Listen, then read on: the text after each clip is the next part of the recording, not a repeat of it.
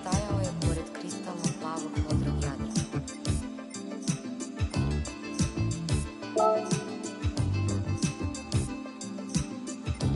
I gledao Fimu i Josipu jutra koje dolazi.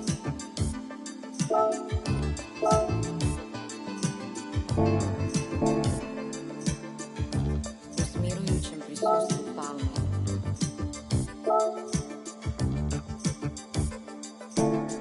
Trenutak je donesen valovima na obalu.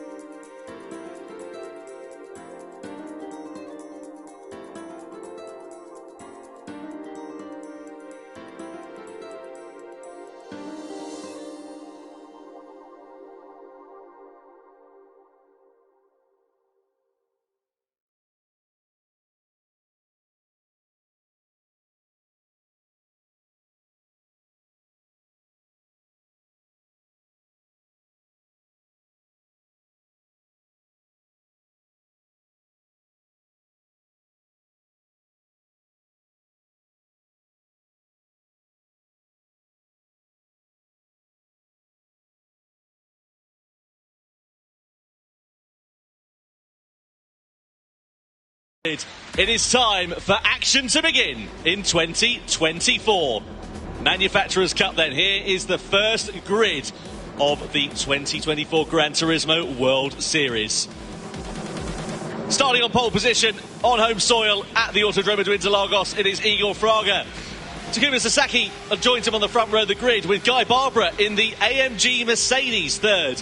Next up is former Nations Cup champion Valerio Gallo. It's an all-American third row with Robbie Heck for Mazda spearheading that, just ahead of Dean Helt in the Genesis. Genesis fresh off the back of their podium last year in the World Finals. Callum Roach lines up 7th with Alonso Regalado in the Ferrari 458, Italia in 8th position.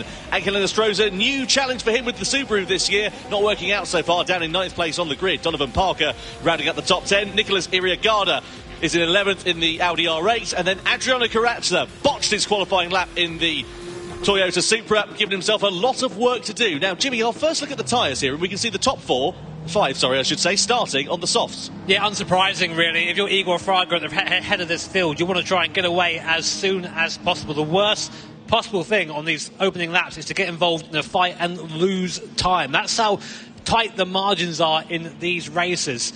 Towards the back of the field, of course, it's interesting to see it go down as far as 6th to 12th on that hard compound tyre. So we're going to have two groups at the start of this race. Let's see how it pans out over the course of 30 laps. Yeah, really keen to see what Adriano Carazza can do. You wonder whether he may have just gone, for the soft tyre to go and get those on in the early stages, but he's decided to go for the hards, decided to go for the same strategy as everybody else around him, and let's see what he'll be able to do and what kind of progress he'll be able to make up in the field. His best hope, I'm sure, is to try and get himself to the head of the hard compound runners up into 6th place. Anyway, let's stop talking, let's start racing. We're ready to go then. 2024 Gran Turismo World Series is underway here in Montreal as we go green at the Autodromo de Interlagos. Igor Fraga leads the field across the timing line, down in towards the centre S. Sasaki in 2nd, Barbara in 3rd place. No moves being made courtesy of the rolling start, spreading that field out a little bit more. But the run through this left-hander on the run down the Retroposta could give us an opportunity to see some moves being made. Igor Fraga doesn't have the benefit of that slipstream, that hole being punched in the air in front of him, so he'll be a bit down on straight line speed, but he holds his lead for now as we come through to the left of turn 4. It's as you were at the front. Yeah, difficult to overtake on this first lap. As you say, rolling start just spread the cars a little bit here. But now going into this middle sector, it seems that Gallo in the Honda has closed up onto the back of Guy Barbara ever so slightly, as has Barbara onto Sasaki. So the 2nd, 3rd and 4th very close right now. Already a penalty there for Ariagada. We have to think maybe for some track limits there. Carazza up into P11. On board now with Valerio Gallo for Team Honda. Great view here of the train in front. Now it's the first lap now. It's just about trying to get into that rhythm as soon as possible. So any sort of weakness right now will just be magnified tenfold by the fact that the cars are all so close together. Coming now down to the last big break of the course.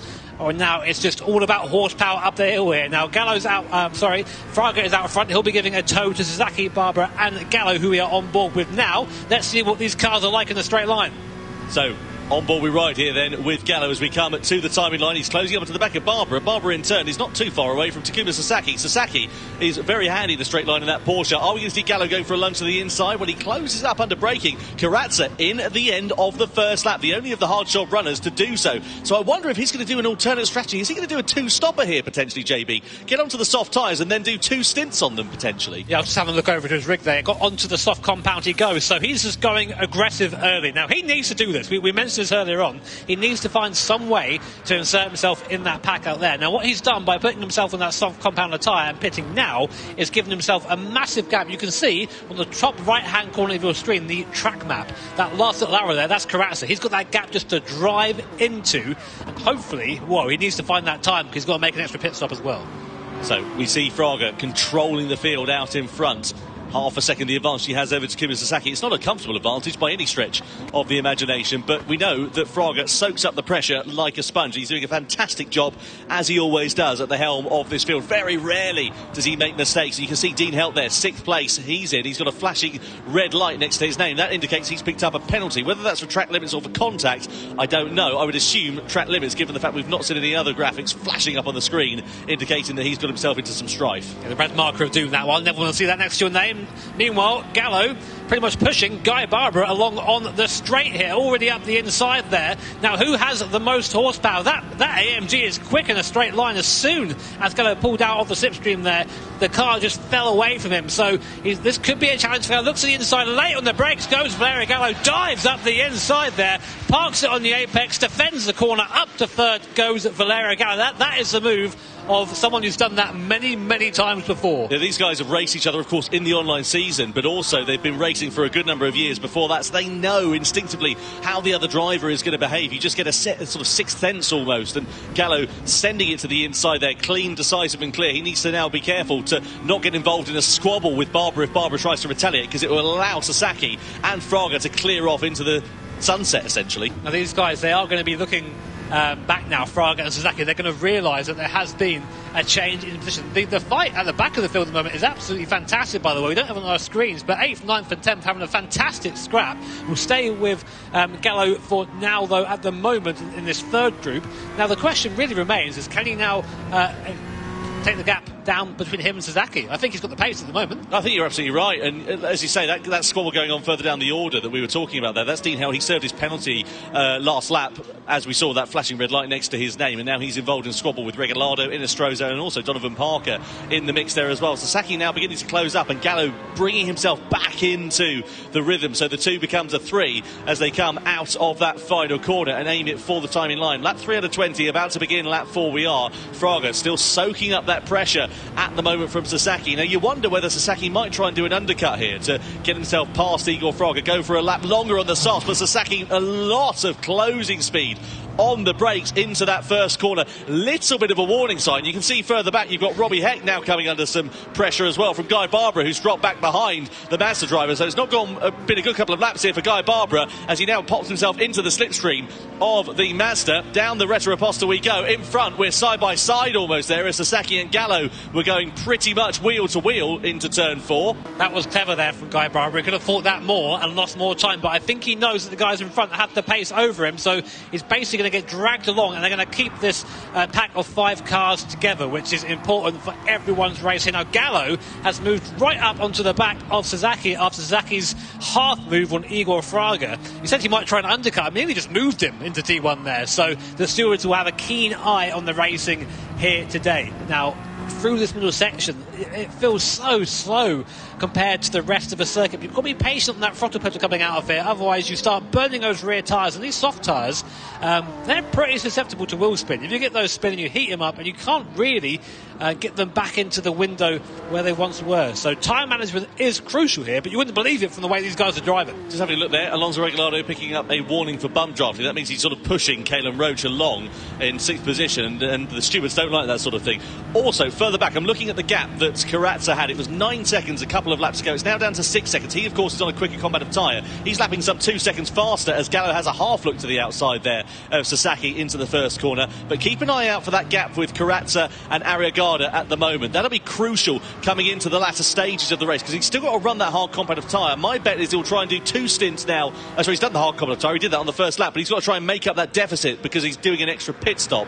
So we'll see how it's all going to work out. Let's have a look how it's all going to work out. Let's have a look here further back. This is Dean Helt. We're on board here with Donovan Parker. He just has a little bit of contact there with Angel Inestrosa as they go side by side down the start-finish straight. Parker's got the outside line. He's got track position down into T1. He goes up into 8th place. So there's a great nose-to-tail battle going on the fringes of the top end. And this is all for those important points. Yeah, as mentioned before, we've sort of got 2 groups running that will come back together when these strategies all converge towards the end of the race. To give you some idea of how that soft tyre is comparing to the hard tyre right now, Karatza has gained about 4 seconds on the car in front since he pitted on that alternative strategy. Karatza down in 12th place with Team Toyota right now. Meanwhile, we'll go back to the action now. Robbie Heck, at the moment, the person we were on board with, just ahead of us right now with Guy Barbara, Heck has the fastest lap of anyone in that Mazda. So there is speed in that Mazda, it seems. Just not quite over the course of 1 lap, but all 5 cars still within about 1.5 seconds of each other. So this race is anyone's at this point Fraga doing, as you said before, a really great job of just sort of driving them around and keeping them there. Meanwhile, Sasaki having to go defensive from Gallo. Gallo looking around the outside now in the NSX. Can he make this stick? Trying the long way around to be on the inside, though, for this right-hander. It's getting very tight as we go through here. Now Sasaki has the alternative line on the inside and just about stays ahead for now. And look at the gap that's given Fraga instantly. The problem with Sasaki is he's tighter onto that left-hander. It's compromised his run down this retro aposta. He goes for the defensive line, but Gallo's going to pull to the outside here. Sasaki moving over in the braking zone. The stewards are not going to like the look of that. Parks in on the apex of the corner. Again, that's going to compromise his run. Gallo pulls to the inside then as he challenges for second. As we come down into the right-hander, Sasaki's going to have track position here. Is he going to muscle out Gallo as Gallo tries to firm it around the outside in the Honda NSX? Surely Gallo's not going to be able to make this stick, and indeed he can't. Sasaki parks the car on the apex, tries to get the over and under, switch it back on the inside. This is fantastic racing between these two drivers, and Sasaki defending. Gallo tries to send it to the inside, but Sasaki is still there ready and waiting, and all the while they're doing this, Fraga's clearing off out in front. That was some amazing racing there between Porsche and Honda. Sasaki and Gallo respectively, just showing that you can go wheel to wheel and not have contact. I mean, take note of that, F1, at some point if you want to. So, going up the hill now to come on to lap 7 of this race here at Interlagos. And Gallo's going to have another look. He's now desperate to get by. He knows he is faster at this stage. Here we are again, back in the draft, back in the slipstream, down towards T1. Will he go outside again? He's trying the outside line once again. I don't think he's quite as close as he was. He's going to try and cut back in. I think what he's trying to do is just put Sasaki off his line a little bit through this complex and get a better run coming down the second straight here, but not quite as close as before. But as you said, all that going on, all those overtake opportunities means that Igor Fraga has now got a little bit of breathing room out front. Keep an eye out for Guy Barber and Robbie Heck in the background as well, because it's gone from a two-way to a potential four-way fight here as well as they come through the left-hander. That's the trophy these drivers all want to lay their hands on at the end of the season. Just a reminder of the competition format. We've got 12 drivers here. We'll have another new 12 drivers going into Prague later on this year, and then for Tokyo likewise the same thing. All three of those drivers for that specific manufacturer will come together as a team of 3, and then we'll have the grand finals taking place later on this season. As we see Iriagada there just picking up a warning for colliding with another car. Fraga, 1.3 seconds. The gap has kind of stabilised out in front. Karatza, meanwhile, right at the back of the field. He's closed right up to within half a second of Donovan Parker, courtesy of those soft tyres. So that's actually a bit of a disaster for Karatza, because now he's back where he started, trying to get through the cars on the slower compounded tyres, but burning his soft tyre at the same time. Saying that, he goes up into P11. So we'll keep an eye on Karatza down in P11. 2 seconds faster per lap, though, is Karatza at the moment. So you imagine he's going to try and make easy work of those drivers in front. But the thing is, like you say, you've still got to run a slower lap time because you're working your way through traffic. It just depends where you catch him. If you get him on the corner exit, lovely. But if you're trying to catch him for the middle sector where everyone is on one line, you're just wasting the life of that soft compounder tyre, and it can really come back to haunt you as the race goes on. Now, the gap to the front, I'd say that Fraga isn't actually the quickest of this pack at the moment. I'd say he isn't quite the quickest of the three. Now, here's a replay. Here is Heck and Barbara going down towards T1. What happens here? Down into the break zone. Sasaki versus Gallo again. And then Heck versus Barbara. Barbara tried to send it to the inside. Heck said, no way, and I'm going to hold on to 4th place. But you see Barbara right on that rear wing. Heck running a little bit wide. Was there a smattering of contact maybe through the second part of that corner? They ran side by side down this back straight, and is Heck going to be able to get the advantage with Barbara on the outside there? Barbara's got the inside line. Does he run it a bit deep? Yeah, he does, and Heck is just going to try and close, but Barbara does manage to get himself back into 4th place eventually. Yeah, so that was going on while we had that awesome battle with Sasaki and Gallo. So I think nice to go back and see that. We can't unfortunately look at two things at the same time, as much as we try our best. But the gap is coming down at the front, down to a second now. So there is speed in this pack. I get the impression that maybe Igor is just sort of controlling this a little bit, maybe just saving the tyres, saving the fuel, playing the long game. Taking it nice and easy. Iriagada there does pick up a penalty.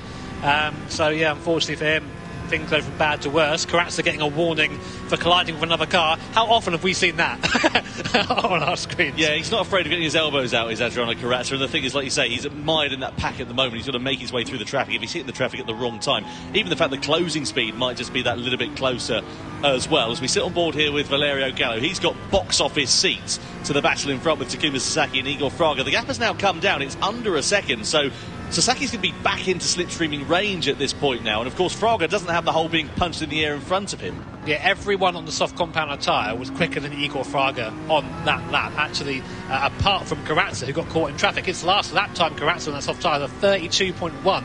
All these guys are doing 31.0s. So that's a difference, just trying to get through that traffic there. But again, we'll keep an eye on that. So still on board with Valerio Gallo. He's just a bit quicker through this mid-section. I don't know if he's burning the tyre more. I don't know if his car is better suited to this circuit than the Porsche in front. But he just seems to have that little bit more pace at the moment. But there's just nowhere to go, nowhere to use it.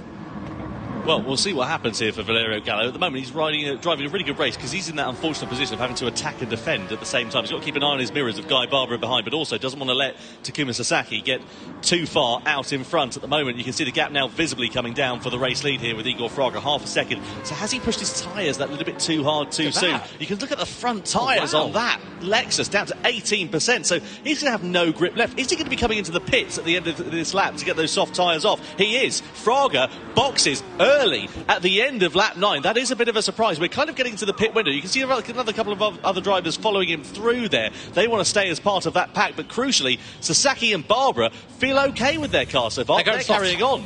They go onto soft as well, so they're going for the two-stop strategy. You have to use both compounder tyres, so that's interesting to see that there as we come on now out of the pit lane. Now, as they've gone onto the soft compounder tyre, this overcut from Sasaki I don't think is going to work. These guys are going to be a little bit quicker, well, they should be anyway, on their outlap than Sasaki is now. But it'll be interesting to see what the Porsche driver can do in clear air, because as we said, they all moved up into the back, but I'm really surprised by the tyre wear on that Lexus. That was awful compared to the cars around it. I'll tell you who that might scupper as well is Adriano Carrazza. We wondered if he was doing a bold, different strategy, going for a two-stopper in that race, but if everyone else is doing the same, it kind of negates that advantage, doesn't it? I think it'll be a free-stopper for him in the end. I think he has to do that. So, but that all started with 1 more second qualifying, just shows you how close it is here in the World Series Manufacturers Cup. 10 laps on the board, 20 to go. We're looking at Igor Fraga, who we believe will be our leader once all is said and done. Sasaki and Guy Barbara opting to stay out for one more lap on their soft tyres. We'll see if they come in now. Barbara actually benefiting, I think, from the tow from Sasaki. I mean, at the moment, these top 5 cars are really not separated by anything. It's anybody's game. Will we see these guys now peel into the pit lane? Sasaki goes for one more lap, and Guy Barbara, though, dives into the pit lane. So do you think we're going to see a one-stop attempt for Sasaki? You see Dean Helt there as well. He's picked up a penalty. He's gone from bad to worse for Genesis, down in 12th position at the moment. Into the pits then comes Guy Barbara. So soft again, like the others around him. And he, as you said, has gone for one lap longer. The advantage for that is that he's going to have 1 lap fresher tyres when everybody else comes into box. Let's see where he comes out then. You can see the mini-map. Here comes Fraga, here comes Gallo. Barbara is just the other side of that barrier at the moment. Fraga comes out just ahead then of the Australian driver. There is Gallo, Heck then behind. Where has Barbara come out? Oh, he's behind the pack there. So that was definitely the worst decision there, to stay out on that tyre. But he is still, importantly, within that slipstream range. And if you're still there, if you're still within the range of that tow, you're still pretty much there in that pack. Now, Karatsa's coming in. The first person to stop goes for his second stop onto a fresh set of those soft tyres. Parker coming off the hard tyre onto the soft as well. So the race starting to get into the strategic elements now. We'll try and keep track of all these pit stops here up on the desk. Just having a look at the sector times there between Sasaki and Fraga, just to give you an idea of the difference as well. Sasaki 23.1 in sector 1, Fraga 22.7, half a second there and thereabouts quicker than the man in second place, who's on the fresher soft compound tyres. And again, the quickest man on circuit right now is Robbie Heck in that Mazda. He is the fastest first sector of anyone, saying though Igor Fraga has just done the fastest middle sector of anyone. Will Sasaki stay out again? Nearly 9/10 of a second faster in that second sector was Igor Fraga. He's chomping into that leader. Sasaki then comes into the pit lane then. Where's he going to go in terms of strategy? Is he going to diverge compared to his colleagues around him? I don't think he's going to have the opportunity to do so. If he does, it's going to really cost him quite dearly indeed. Soft tyres onto soft tyres, but crucially, where's he going to emerge in relation to those other 4 drivers? So why would he go on to soft tyres a couple of laps later? You're probably asking. Now, this buys him basically a couple more laps on the soft at the end of the race compared to others who will likely have to go to the hards earlier. So let's see. Igor Fraga then leads the race from Valerio Gallo. Where is Sasaki? He comes out, it looks like, behind Guy Barbara. So after all that, Porsche down from second to 5th position. But it's a long race yet, and I think this is a strategic call for the end of the race. But for now, down to P5. 2 laps newer tyres as well he'll have at the end of this stint, which could prove to pay dividends for him. So he might be playing the long game here to Kima Sasaki, just to try and see whether it works to give him an advantage later on in the race. Meanwhile, further back, Calum Roach there with Alonso Regalado, Angel Inestrosa for company as they come and flick it through that right-hander. You can see Regalado in the Ferrari 458. It's not been a particularly happy hunting ground for him here so far as he flicks it through. He's keeping an eye out for that mirror full of Angel Inestrosa at the moment in the Subaru Impreza, the Subaru, I should say, BRZ, which hasn't particularly been a happy debut for him in that car so far. We've not seen much of these guys yet. We've been focusing on the pack at the front, but these guys will become a bit more relevant as the race goes on. So it's Roach, Regalado and Inestrosa. As we said before, that Subaru has always been a fairly decent bet if you want to try and predict who's going to win that, of course. Right now, it's down in 8th position. Let's look at the tyre life. Very, very good on its rear tyres is that Subaru. But I think it's owing to the fact it's a little bit lighter than the cars around it. But you can see now the downside to it being lighter. It also has less power and just being pulled away from by Regalado and by Roach. Regalado goes to the inside then of the American driver. Can you get the move made into T1? Roach very, very late on the brakes there, keeping Regalado on the alternative line. Now a little bit of him. So here comes Inestrosa sideways as Roach gathers it up. Is Inestrosa going to go around all of them? He's there side by side now, but he's not quite got the power of the BMW as we go now down towards the left-hander. Can he make the move stick? No, I think he's stuck on the inside. Regalado looking there as well. 3 wide into the corner down the bottom. Oh my word, they still haven't finished, Tom. No, they're still going on for it. I wonder if the stewards might be having a look at Calum Roach there, because he was pretty aggressive on Regalado through that first corner. There was a bit of contact. He just shut the line off. Inestrosa, though, is on the inside now of Regalado as we come up the rise, and he's got the position back ahead of the Peruvian driver. Has a half look there at Roach, but no room at the inn for now as we come running down the hill. Nose to tail action. These are the hard compound runners, so the race is going to come to them a little bit later on. They're doing the worst stint that they have to do in this race early on. They're going to get that out of the way, and then the race will come to them when they've got those soft competitive tyres. Will this be a strategy that works out? Well, the problem is, while they're battling amongst one another, they're costing themselves time. So it's costing them time later, effectively, in the race. I couldn't say it better myself. I mean, we'd love to see a battle here, of course. It's the best part of watching any of his races, but for their actual races themselves, it does cost them time. And again, you're seeing the difference between the cars here. Inestrosa, so fast in the middle, but then can do nothing to defend on the straight.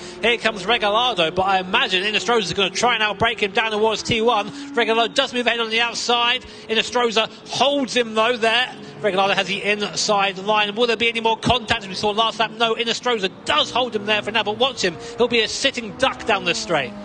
Yeah, that Subaru, as we know, not the fastest car in a straight line. Inestrosa knows that. Goes for the defensive line then. Regalado in the Ferrari 458, powering his way to the outside. Is he powering his way up into 6th place? Well, Regalado isn't able to get ahead as Inestrosa defends the inside line, but he has a great run through the second part of that corner, and Inestrosa knows that. All the while, up in front, you've got Roach clearing off, a second off into the distance. Side by side we go. Regalado on the outside, Inestrosa on the inside. Fantastic racing here between these two, and it is Inestrosa who manages to retain the position ahead of Regalado for now. Yeah, but doing so, they're just hemorrhaging time to the cars around them at the moment. Again, great for Roach, as mentioned before. He gets a little bit of breathing room. The gap now up to 1 second as Regalado again trying to find a way past the BRZ in the mid-sector. You're not going to find somewhere there for that car.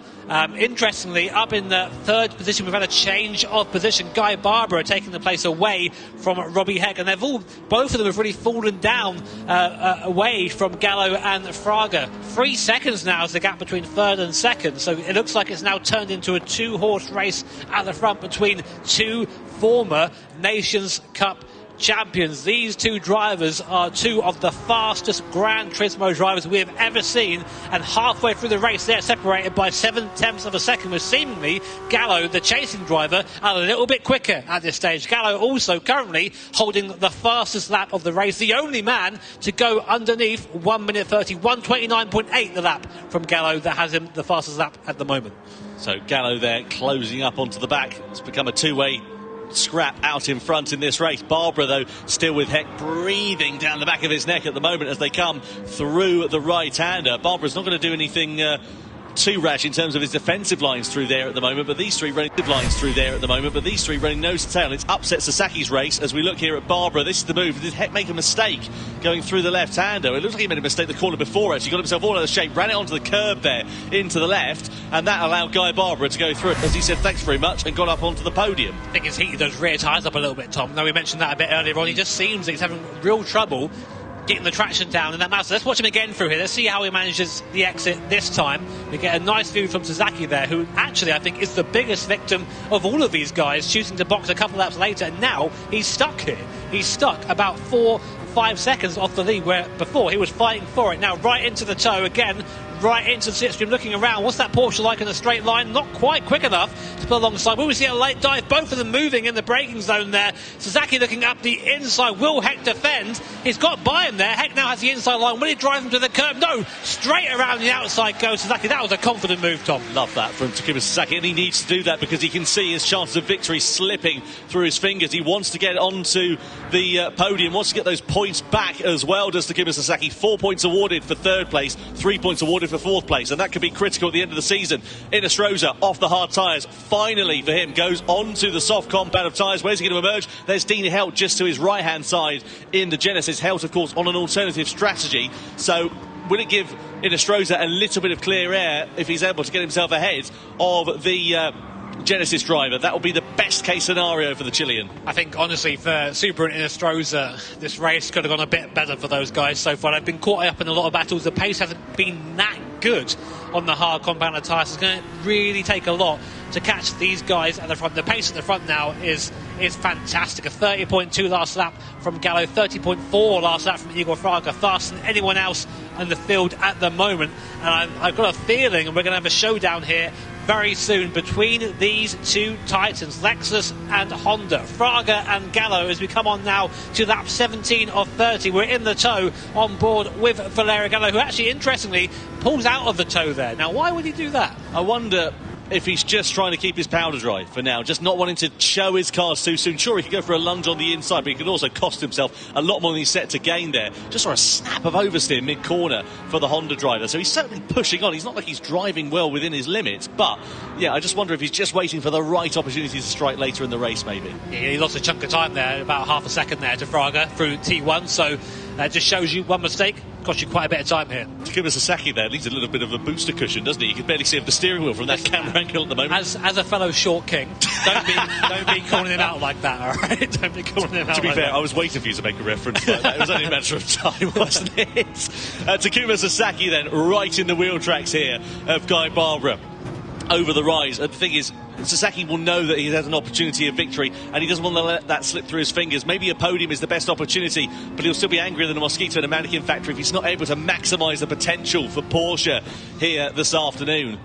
Yeah, I mean, at this point, he's just being held up by Guy Barbara. Now, the question really remains, one, can you get by Guy Barbara? I think he can. I think he's got the pace. I think he's got the racecraft to make that move if he can get there. But then, can he then move on to the back of Gallo and Fraga? The gap between them now is a good 4 seconds between Sasaki and Igor Fraga, the leader. Now, interestingly, look at the tyres here.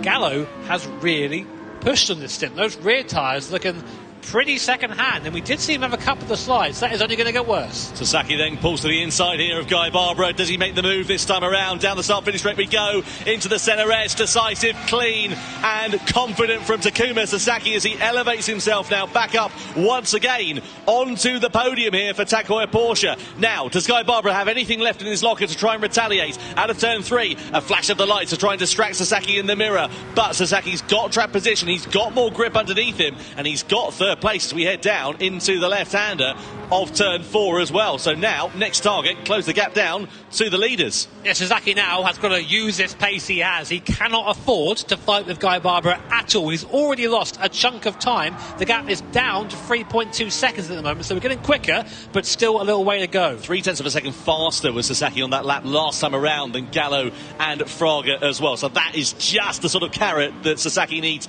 dangled in front of him at the moment. It is not over for Porsche and for Takuma Sasaki. Up through into the right-hander we go, and you can see him visibly there. A lot of confidence and a lot of pace and this is going to really come to him, I'm sure, in the latter stages of this one. Yeah, like a cork in a bottle there. He's really turned up the wick already. Through that middle sector, he was nearly half a second faster than Igor Fraga. So I don't think this race is over yet for Sasaki and Team Porsche. We've seen Gallo struggling on tyres. We've seen Fraga doesn't quite have the ultimate pace. So this is still far from over. Coming on to lap 19 there, Igor Fraga leading by only 0.3 of a second from this man, Valerio Gallo in Honda. Robbie Heck coming into the pits there fairly early for that second stop there for Team Mazda. We saw him spinning up his rear tyres a few laps ago, didn't we? So if he's overheated those tyres, he's used up the best of its life, then there's a good possibility that it's just high on tyre wear at this particular circuit, that Mazda. So maybe Robbie Heck's chance of a podium, maybe even a top 5 potentially off the cards, because Karatsa's closed right up. He's in 6th place now. He's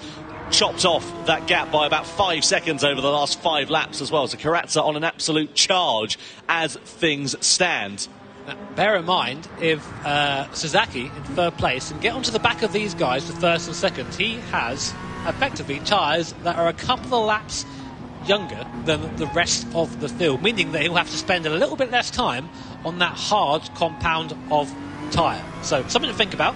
But also at this point, these two here are just losing time, hand over fist to Sasaki behind them. The gap now down to 2.9 seconds. I think now Valerio Gallo is aware of it. He's saying, you know what, okay, I'm being caught by the car behind. I can no longer stay here and wait behind Igor Fraga, who is playing the game. He's a little bit slower there on to the last corner. He's trying to back up Gallo in the NSX, but these guys have been racing together for a very long time. They know each other's moves at this point. They know the strengths and weaknesses of the manufacturers they represent. Will we see a move then down and towards Team 1? They're both coming into the pits actually, so at this point they're going nose to tail into the pits, so it's going to be a straight fight to the end of the race, both onto the hard tyre.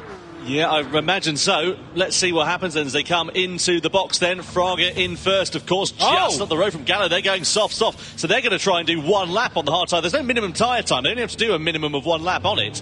So I wonder whether they're going to make a final stop in this race and try and run that hard tyre for as short as they possibly can. Either way, this is music to the ears of Takuma Sasaki, because it's released those 2 cars out in front. That means he's now in clear air with pace underneath him. He can just make hay whilst the sun shines, run his strategy and hope that this race comes to him in the latter stages, especially given how fast he's been. I don't know if this is the right move for Gallo, going onto that hard compound at a time. And this guy, he knows better than I do for sure at this point, but I just don't foresee that working. Bear in mind though, of course, because as you can see there, the history graph of our tyres being used, you have to use both compound tyres. So Sasaki, Barbara, Fraga as well, and Heck all need to make 1 more stop. At least Gallo, to his credit, doesn't have to stop again.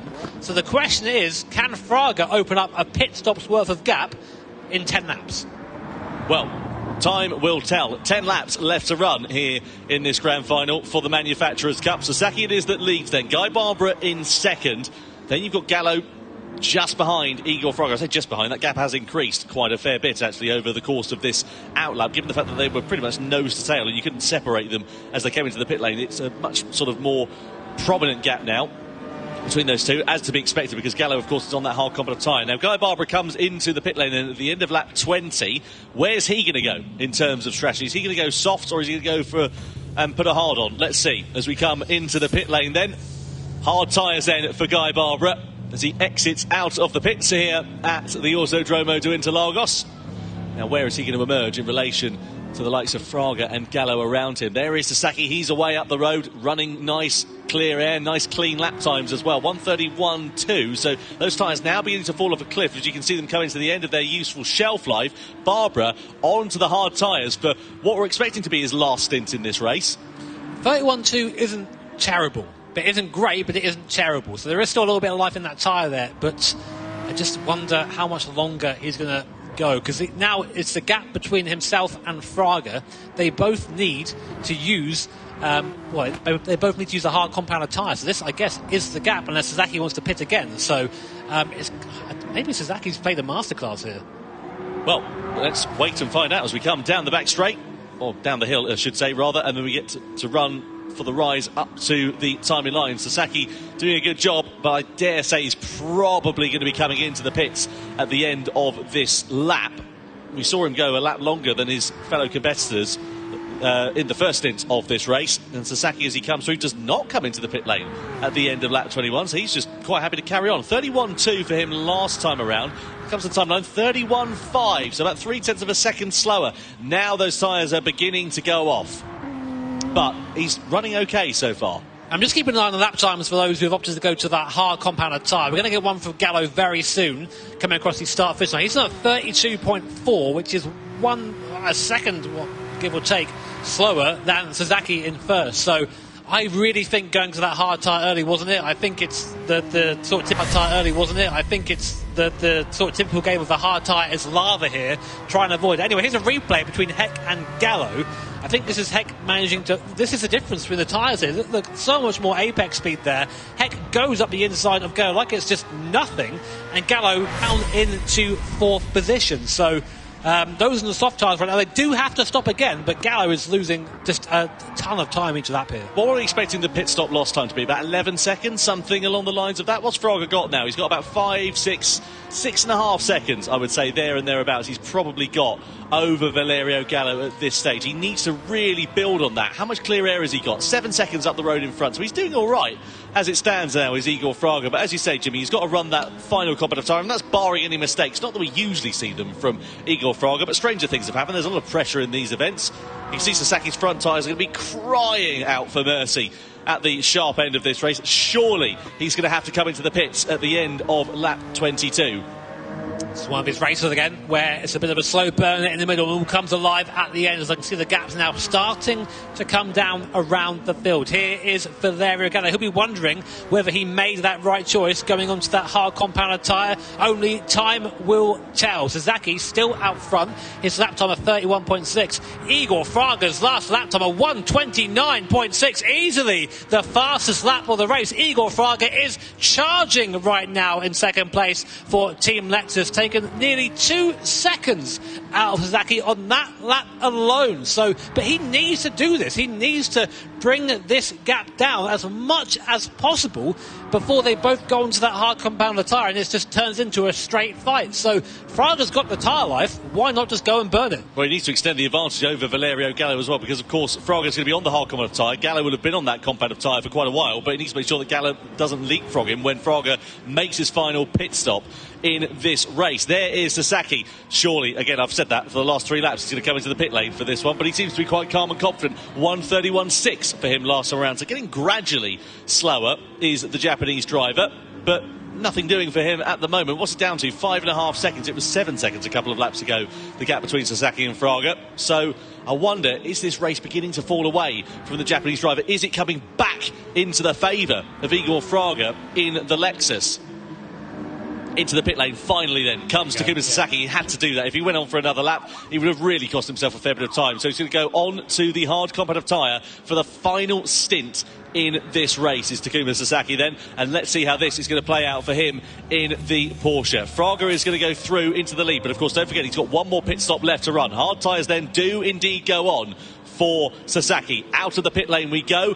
Where is the Japanese driver going to emerge though? He's behind Fraga, but how far behind? That's the question, because Fraga needs another pit stop over him. But as you come out ahead of Valerio Gallo, that'll be massive for Sasaki if he has, because then that's just again a fight to the end. Here is Sasaki. Where is Gallo? There he is then. Side by side. Gallo goes through up into third position. That is a disaster for Sasaki. So Valerio Gallo did barely enough there to hold that position.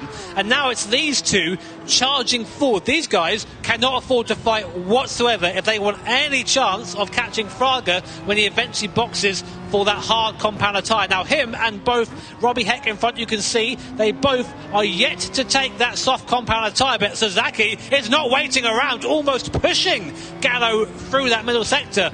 I don't know, it's a hard one this. If you have the pace, you want to use the pace, but at the same time, if you're fighting like we saw earlier on, you just end up hemorrhaging time. And Gallo there you see struggling with the rear traction of the NSX as we come down now into a heavy braking zone, left hand to him before we go up the hill. What sort of power does this Porsche have compared to the NSX sideways on exit? Yeah, sideways there for Sasaki. That's going to cost him a tenth of a second or two. Gallo, of course, does not have the advantage of the slipstream like Sasaki has, and we know that Porsche is pretty handy in a straight line. This is absolutely critical for Takuma Sasaki if he wants to take the victory here tonight in the Manufacturers' Cup. He needs to dispose of Valerio Gallo pretty promptly. Down the start-finish straight we go, into the first corner, backs off of the throttle. He's going to try and get a lunge and a run down into turn 4. Just wants to sit in the wheel tracks of the Tag Heuer Porsche at the moment. Of the Honda at the moment, I should say. So here we go then. Go down towards T4 again. Look from the view of the rear spoiler of Gallo, that Porsche menacing in the mirrors for Valerio Gallo, but cool head on the Italian shoulders as we come now through to the middle sector once again. Time running out for Igor Fraga. So the gap now between the leaders and this second contingent of runners on the hard compound tyre is now 11 seconds. I wonder if Fraga has done enough.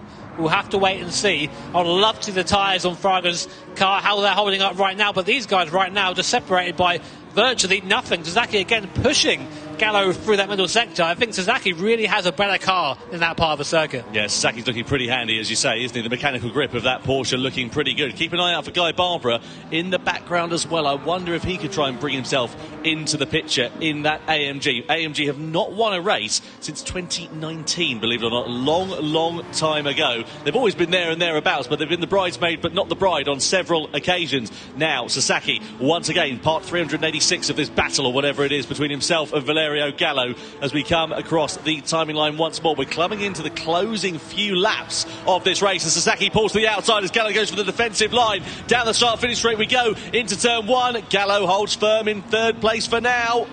So yeah, great by Gallo there just to keep Sasaki behind for now, but again, it's just fighting, but we love to see that. We love to see these fights here in the Gran Turismo World Series. The best drivers in the world in the best machinery squabbling for that grand final trophy. Coming now down again for another lap and running out of time is Sasaki and Gallo. And I think maybe Sasaki is starting just to realise that if I stay here, I'm not going to have any sort of hope of catching Igor Fraga in front.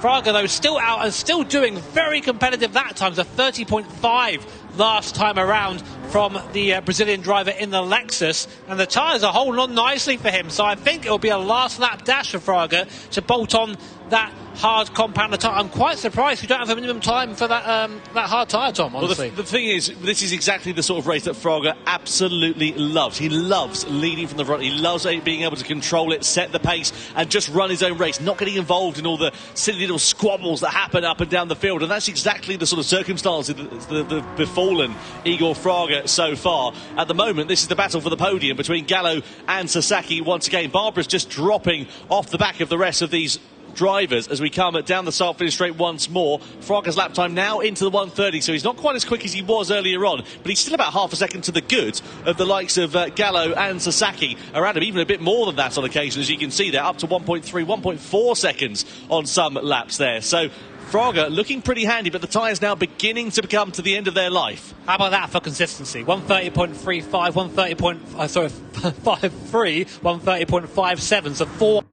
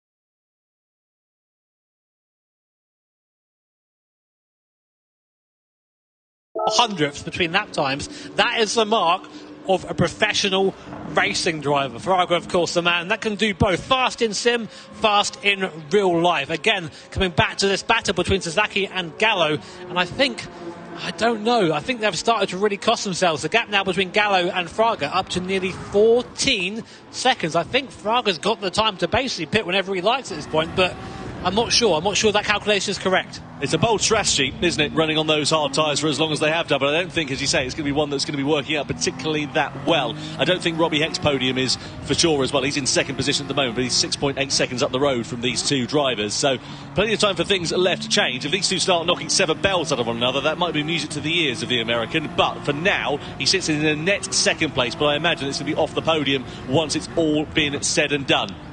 So, Gallo, we ride on board with. Sasaki once again closes up under braking. You've got a Honda versus a Porsche then. Mid-engine versus mid-engine. Down the start-finish straight we go once more. 3 laps left to run here at the Autodromo de Interlagos. Gallo once again defending from Sasaki. Sasaki pulling to the outside. Is he going to use the straight line speed? He's going to make a move.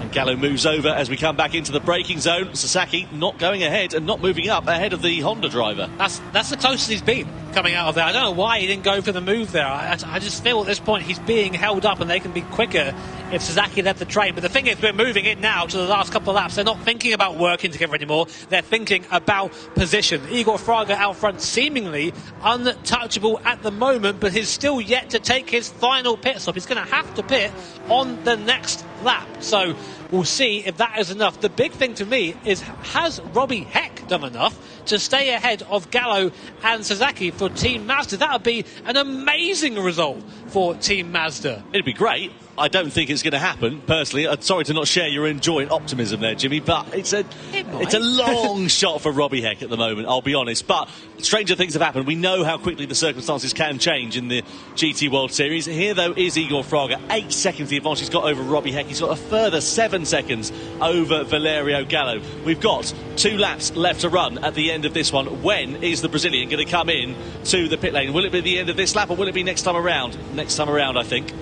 Yeah, looks like that. And collected there, Igor Fraga. Doesn't look like he's even breaking a sweat. Just another day at the races for Fraga in Team Lexus. 8 seconds the gap between now him and Robbie Heck, and 15 seconds the gap between him and Valerio Gallo in P3. Let's run on board for a bit longer with Igor Fraga, seeing how a master practices his craft. We now go down for the second straight here. Important to get a good exit out of there, and they'll lay it on the brakes, break at the concrete on the right hand side, their little concrete path, and through the next sector. Now Gallo and Sasaki, what did you say it was, Tom? It's about 4,024 now. Still going. Yeah. I know they've got magnets onto one another. They've been so close to each other for this number of laps. Great racing between the two, great respect.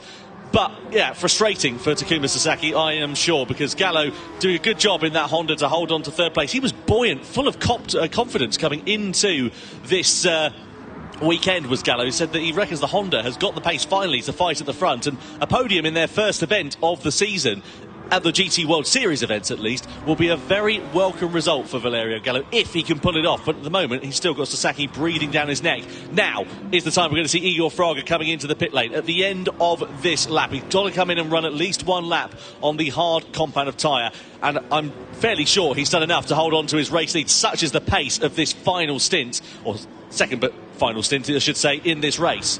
There comes Igor Fraga, our leader, into the pit lane. Now, onto that hard compound tyre he will go. Has he done enough to retain the lead of this race? So a hard set of the Michelin slick tyres are being bolted on now to the Lexus. Keep an eye. Robbie Heck having to come in as well to take the hard tyre for himself. Watch the gap, watch the mini-map as well. It looks like Igor Fraga has done absolutely plenty. Here comes Gallo and Sasaki. They are nowhere near Igor Fraga, who's done a magnificent job on his stint there to stay ahead of these two. But now it's going to be a fist fight between Gallo and Sasaki for second place. There is Igor Fraga getting up to speed now, but not quite close enough. So last lap then for Igor Fraga. Gallo and Sasaki behind the gap, 2.4 seconds, a bit less than I thought it was, to be honest. And Robbie Heck, unfortunately, not able to stay out ahead of the rest of the pack. Yeah, not working at all out there for Robbie Heck, but now it is do or die time here for Takuma Sasaki. Sasaki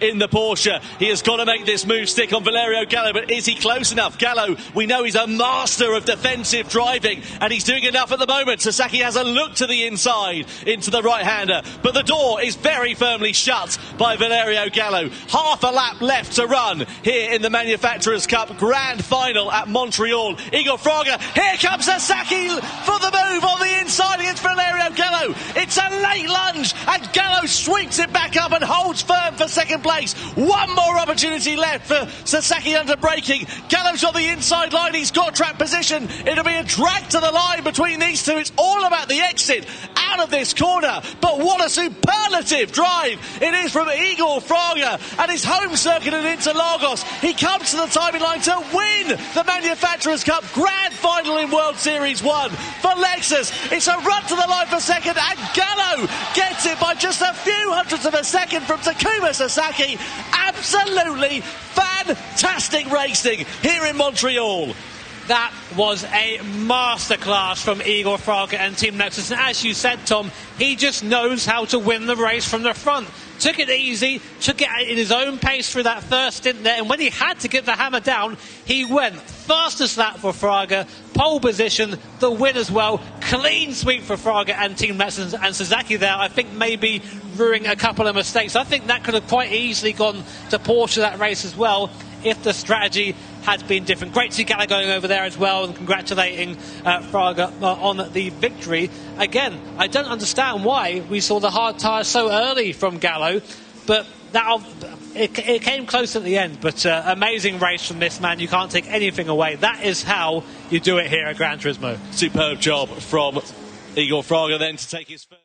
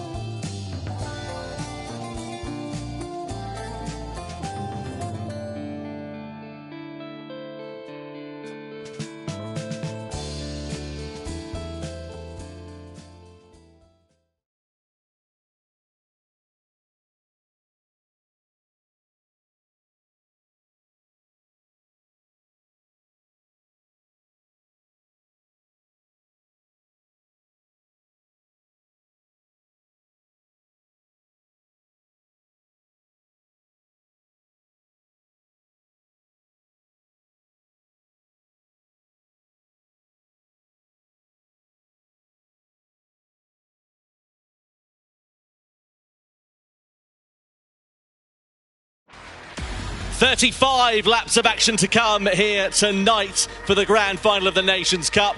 12 drivers on the grid, but only one winner for World Series 1 here in Montreal. And here is how the field will be set. It is Kylian Drumont, the Frenchman, who starts on pole position, a fan favourite here tonight. Takuma Miyazono will line up alongside him on that front row of the grid. His compatriot Takuma Sasaki heads row 2. Alongside him is Koke Lopez, the former champion.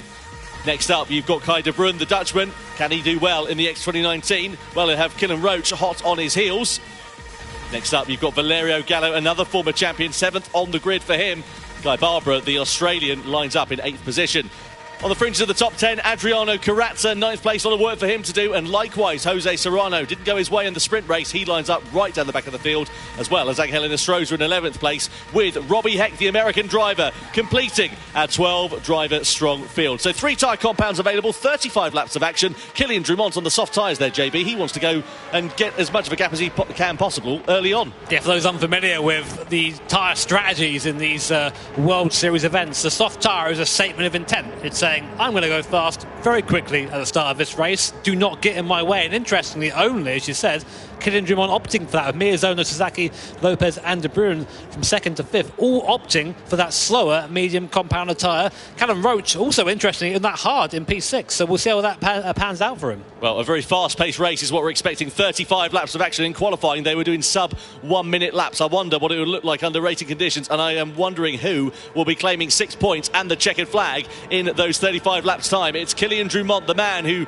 won the sprint race a few moments ago, who starts on pole position, but will he be taking the checkered flag here at Road Atlanta? It's World Series 1 for the Nations Cup. The grand final begins now as Kylian Drummond leads the field down to the first corner, followed by Miyazono. And look at Lopez already dragging alongside Takuma Sasaki and taking 3rd place down into the first corner. So Lopez with a bold statement of intent, moving up a position already as he sets his sights firmly on Takuma Miyazono for 2nd. Yeah, Sasaki definitely caught napping there as Gallo does the same to Callum Roach behind, goes up into P6, but Lopez already up into P3. That's important to do that early. If you think you have the pace, try and get out front early and try and get those lap times in. Make the best of a tyre on. Drummond, Miyazono, Lopez and Sasaki are your order as we go onto the back straight for the first time. Here, I would say, is the first real overtaking opportunity, but Karatsa down in P7 has already made up 2 places from his qualifying position in 9th. He likes to come back, does Karatsa, so we'll see how he does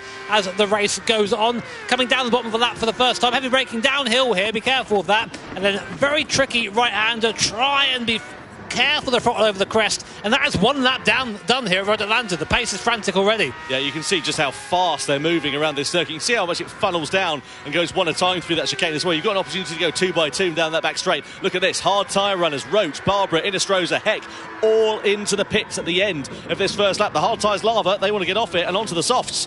Yeah, so people coming in for that tyre, you're wondering why they're doing only 1 lap on this hard compounder tyre. Well, the regulations say you have to use 1 tyre at least once. It doesn't say each tyre at least once, and it doesn't say how long you have to be on the tyre. So if the hard compounder tyre is a 2nd lap slower, you know what? In the bin.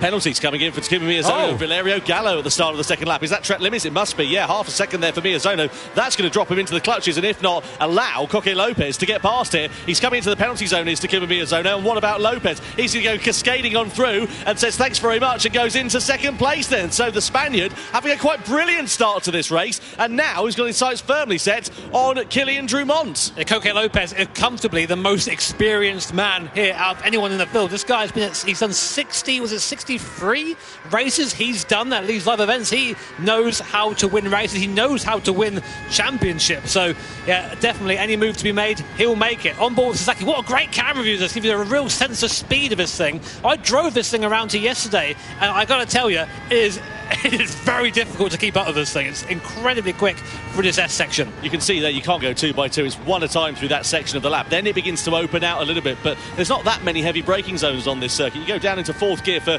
this right-hander. It's the chicane really where the best overtaking opportunity is on this track, and you can see now it's the age-old story. Miyazono versus Sasaki. They were knocking 7 bells out of each other in the sprint race here earlier on tonight, and now they're close to one another, nose to tail on track. But Miyazono darts out of the slipstream here of Koke Lopez as we come down the back straight. Miyazono's got the inside line, he's got track position, but does he have the overspeed on Lopez to get 2nd place back? He does. So Miyazono firmly asserting his dominance over the Spaniards. The draft is so strong in these cars, and you might notice, look out front, look who's managed to break that draft already on that soft tyre. Kylian Drummond. So watch out for Kylian. He needs to put in some very quick laps now, but we'll check in with him later. Meanwhile, on board still with Takuma Sasaki. This time it's Koke Lopez he's looking at the back of, and not his countryman Takuma Miyazono. We go back down the hill here. What an awesome circuit, Road Atlanta. It's one of the best circuits in the US, in my opinion, and probably in the world, actually, if we're going to talk about that. But such a challenge for these guys and these drivers. Now look at the back of Sasaki. Look who's managed to catch him back up. It's Kai de Bruyne. Out of nowhere comes the Dutch driver. Looks up the inside here. Inside onto the straight, and Kai de Bruyne up into 4th place there, just biding his time, made the pass, but now he's going to be giving that draft to Sasaki behind him. Yeah, lunging onto the scene and lunging to the inside of Takuma Sasaki was Kai de Bruyne then, and Sasaki's trying to repay the favour as we come down this back straight. Bit of a tap of the lights there for de Bruyne as we head down into there, but you can see him feathering the throttle here, Takuma Sasaki. He doesn't want to go past, he wants to use the slipstream to his advantage. I wonder, because we're expecting this to be a bit of a fuel consumption race as well, if he's just just trying to save a little bit of fuel in these early stages as well. Yeah, Stewart seeming thinking something to investigate there between the two drivers. I don't think so. I think it's just hard racing from there. But going back up the hill here, and already the gap between De Bruyne and Lopez. You see this going on. Here's a replay actually of a bit further down. The hill. This is Serrano and Carrazza. So Serrano gets past Carrazza, just getting a little moment off that curb there. I saw him in qualifying make that same mistake. It's very tricky to put down 800 horsepower with no traction control at that corner. Yeah, especially with the aerodynamics are not working at their optimum, because of course you're not going that quick coming out of that particular turn on the track. Very aero dependent and very aero efficient cars, these machines. You can see Lopez there now down in third place, 7/10 of a second. He's sort of dropping off the back of Miyazono at this point. Sasaki's down into fifth position then at this point. De Bruyne's up into fourth place. So down this back straight we go, and Sasaki with now more work to do than he was anticipating at this stage, especially given where the Japanese driver started. But De Bruyne is on an absolute flyer here. He's right onto the back of Koke Lopez. They're both on the same combat of tyre. It's not like De Bruyne's got an advantage with tyre combat. He's got a phenomenal amount of pace. He's got the inside line. Can he lunge into T1? That was audacious from Kai De Bruyne as he goes up into third place. Those sort of moves are just 100% commitment. Kai had already decided before he'd even got past Lopez that I'm going for this move. And if he turns in, he turns in. But Kai needs to do that. He's got pace right now. He cannot afford to have that pace hindered by the cars in front of him. Now, Koke Lopez, very quick driver, but I wouldn't say in these cars he's the quickest in the field. Just to give you an idea of the difference in terms of pace between De Bruyne and Lopez. Lopez last time around a 1 minute flat 7.94. Kai De Bruyne a 1 minute flat 1.62. 0.6 of a second faster. In these cars around this lap, that's a fortnight's worth of pace. And that is the fastest lap of the race, even faster than Drummond on the soft compounder tyre. Well, it's not over yet, is it? This one with Kai De Bruyne. Kai De Bruyne and Sasaki under investigation. So I wonder whether that's what caused Sasaki to go down the order. Let's have a look and see what happens later on as this continues on. That was no further action, Tom. Right, sorry, I beg your pardon. Yeah. So no further action there, so the steward's thinking, yep, that's fine. And we go back to this amazing battle. 290 kilometres an hour for the apex of T1 there. I cannot imagine the size of these virtual drivers and their necks are through there. They've been massive. But what happened there? Sasaki just through, I think Lopez got on the curb a little bit there? Yeah, quite possibly, unless they said no further action, unless there was a bit of contact that we didn't see and Lopez has just been the gentlemanly thing of letting off. I don't think that would be the case, but again, we didn't see exactly what happened. Anyway, it now sits with Sasaki in fourth place, Lopez in fifth position, De Bruyne up the road in third place. Interestingly, Tom, sorry, I'm just looking at the timings. Miyazono was quicker than Drummond that lap. And there's no slipstream, that is just pace. So maybe those soft tyres are starting to go the other way. Maybe the medium tyres are tired to be on around here. Well, we're expecting the tyre distance to be about 7 laps or so, weren't we? We're expecting the mediums to be the favoured bit of rubber underneath these drivers. And Valerio Gallo there sitting in sixth place at the moment, not having too bad of a run, got a good view of the battles unfolding in front of him, but he's not quite in contention for the podium places at this stage at the moment. This is what we are used to seeing in these longer formats of races. It starts off quite frantic, it gets a little bit quiet in the middle stages of the race, and then it really picks up towards the end as all the strategies begin to unfold in front of us. Man, using all that curb there and a bit more and some of the grass on the entry and the way in there. You know what? If it works, it works. And if the stewards don't say it's within track limits, then it's all free real estate. So, following Valerio Gallo as he closes onto the back of Koke Lopez. Lopez had a great start there, managed to get up to third place initially, but since then maybe lost a little bit of the pace and is starting to fall back down the field again. Drummond managing to lap a bit quicker that time around than Miyazono, but they're just trading lap times. So it's interesting to see that soft tyre not quite performing at this stage of a stint. No, just see Kylian Drummond there, 2.3 seconds the advantage he has on that soft combat of tyres. Is he going to be coming in within a lap or so? Goes round this time, carrying on with those tyres, 1 minute flat 7.03. He was half a second slower than Miyazono last time around. So maybe it's...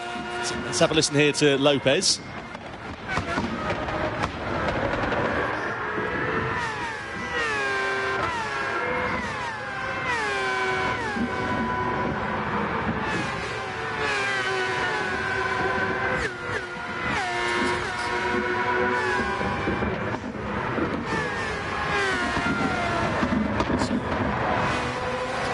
Well, fascinating to hear there from Coque Lopez. Really good to get a bit of backstory about the driver, the former Nations Cup champion, as he sits in 5th position. Right behind him, though, is another former champion, Valerio Gallo. Look at the tyres on the rear of Kylian Drumont, down to 23%. They're going to be feeling pretty second-hand at this stage, and they're going to be going down at a vast rate of knots. He carries on in the lead of the race for another run round, does the Frenchman at the moment. He's got a box. He's got a box, so he's doing 108s right now. So, sorry, 1 minute 8.8. Get that right. But that's still 6/10 slower a lap than me. Look at the gap in the front, 1.6 seconds now between Miezono and Drumont. I think if he stays out on this soft tyre any longer, he's going to risk ruining his strategy here, because Miezono is just able to keep that pace on a tyre that is worse than Drumont. There you go. You see the gap there coming down a second in 2 laps. Drumont needs to respond to this. So Drumont then through that right-hander. This is where he's going to be really feeling the pain of the poor traction of those very worn soft tyres on the exit of that corner. Kylian Drumont just going to not be feeling good at all. Look at that rear left, down to 12%. The rear right is absolutely fine. Illustroza going into the pit lane then. So he's gone from the medium tyres. Where's he going to emerge and on what tyre as well? I know he's a bit of a way down the order and out of sequence, but I'm just keen to see what his strategy is. He goes for the soft tyre then in the middle stint. Drumont has to come in, otherwise he's going to end up sending it into the barrier, I am sure. Miezono carries on the medium compounds. Now, where will Drumont go in the middle stint? I don't know if you saw that. He had a really bad pit entry there. He I think just got out of shape going into the pit lane. So those rear tyres there just burnt. He goes on to another set of the soft tyres. So that's at least a free stop then, it's going to be from Kylian Drumont. And I think that's going to be the fastest way around here, Tom. Yeah. I think that you're absolutely right. Go for the hard tyre as late as you possibly can. Try and get those, like we saw with Igor Fraga actually in the Manufacturers' Cup earlier on tonight. Just try and do a 1-lap dash on those and have as little time on it as you possibly can. See De Bruyne and Sasaki all over each other like a cheap suit at the moment as they try to find their way past one another and navigate around this fantastic Road Atlanta circuit over the crest of the hill. Sasaki there looking for an inside line. He's in the slipstream there, pulls out of it from Kai De Bruyne, so doesn't want to get himself ahead of the Dutchman at the moment, but just wants to stay in his wheel tracks. Through that left and then the right-hander we go, up over the crest of the hill. These medium tyres still holding on pretty nicely as it stands. The lap time's a little bit slower than we saw earlier on, but nonetheless still pretty good. They're still lapping quicker than Drumont was when he boxed. So Miezono, though, the pace very, very strong at the front of the field for Takuma Miezono. Comfortably the quickest man in the first 5 cars. Serrano, actually, the quickest man on track on that last lap, down in 6th place, but not quite making his way to the front of the field just yet. So we're with Valerio Gallo right in the wheel tracks and bumping Coque Lopez. Now, he just got a warning for that, and I just saw him do it again there right on camera. So I'm not sure what the stewards are going to say about that. I don't think it was... It's a tricky one, because you don't want to lose momentum, and you can do that by giving the guy in front a little bit of a tap. But if you do that, you might also risk damaging the cars. Look at that in front as well. You've got De Bruyne versus Sasaki, and he keeps doing it here, does Valerio Gallo. And the stewards will be coming down on him like a ton of bricks. Lopez decides to get out of it. He lifts off the throttle down this back straight, says thanks very much, and lets Gallo back through. He wants absolutely no part of what's going on at the moment, does Coque Lopez. And I wonder whether Gallo may be under investigation once more and possibly being set for a penalty here, because the stewards have seen now another 3 instances of that over the course of that last lap. Yeah, you can get away with it once or twice, but after that, maybe not. But we'll see. I mean, I hope we don't get a penalty, because I want to see the race start on circuit, but that's just how things are. There are rules for a reason. Still on board with the Italian Valerio Gallo. Pace is good for him on this mid-stint. 1 minute 0.2 last lap, so very, very quick at the moment. He's got the bit between his teeth, and now looking to try and close in on Sasaki and Kai De Bruyne, who I think his effort has, I say, it's not fallen off. He's done a 1 minute 0.4 last lap. Interestingly, a mistake, I think, from Miezono last lap. A 101.1, which is about half a second slower than he has been doing over the course of this race. Sasaki looking to the inside of Kai De Bruyne, up the inside goes the Japanese driver up into P2. Now, can he catch his fellow countryman? Beautiful block pass there from Sasaki as he came through the chicane. He's coming around that right hand, a tighter line though, and De Bruyne's not going to take this line down. Is he going to try and do exactly what he did last time on Lopez? He goes for the move on the inside and goes through back into second. Kai De Bruyne, fantastic bit of commitment he's got through that first corner, and that's left Sasaki under threat here from Valerio Gallo. Look at him pushing the rear of the Japanese driver's car. You've got to be so careful, especially through these high-speed corners. Any wheel-to-wheel contact, and it's straight off to the scene of the crash. Lopez there there, going through on Gallo, and you can see Roach there as well. He's out of position down in 11th place. So what's happened there to Callum Roach? Because he's down in 11th place. He's already a lap down. Something's gone wrong there for the American. I mean, he's made 2 stops at this point, and it is a very short lap, but I'm not quite sure what happened. Why? I think Lopez isn't the sort to run into the back of someone. Maybe Roach just got a bit out of position there. Roach now trying to unlap himself from Coque Lopez. We don't really get many instances of cars being lapped around here, and driving up the inside, and now... The thing is, this is going to cost Lopez time. Callum Roach, he's well entitled to do that. You can unlap yourself, but Lopez is going to be, well, madder than a polar bear in the Canaries after this one, because it's ruining his race at this stage. And look at the gap now that's been presented between himself and Sasaki. It's up to half a second. Now he's got all of that hard work to do again with a fast and furious American behind him. The stewards are going to be busy on this one, I think. Yeah, what an interesting scenario, because we've never had a lap that's been this quick in these cars, and if you box twice earlier, which is what Callum Roach has done to try and have a fast run later on, then you can end up being a lap down. But honestly, at this point, I don't know what the rules are.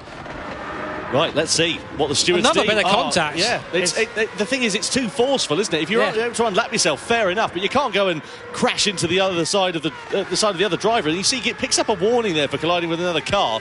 And I wonder whether it's going to be long before we see the stewards coming down on this like a ton of bricks. Look at this. Now Gallo's trying to take advantage, trying to get his move done on the inside of Roach. Oh, this is getting very scrappy indeed. Lopez getting hung out to dry here. More hip and shoulder, more contact, and Serrano is coming through on his countryman as well, and does so for 4th place. So Serrano, in all of that drama, now moves onto the back of Takuma Sasaki for 3rd. All this stuff has benefit Miyazono and Kai De Bruin, who are just outside of this battle. But yeah, I don't really know. It seems that it's just desperation from Callum Roach, because he's a lap down. He knows he's got pace in the tyres, but he can't do anything with it because he's stuck in this train. So I mean, Miyazono there, a track limit penalty for our leader, so that's going to help Kai De Bruin a second. That's a massive penalty. This might allow Kai to have a run coming down to the bottom, so he'll cross the line, serves the 1 second penalty. Look in the mirrors there, look in the rear view mirror, that is Kai De Bruin right behind us, closing up at a rate of knots. Won't quite be close enough for a move, but just like that, a 2.2 second gap is down to 4 attempts, and then a mistake there from Kai straight away. I think he got a bit too excited, a bit too quickly there. Bit of target fixation. Miyazono decides to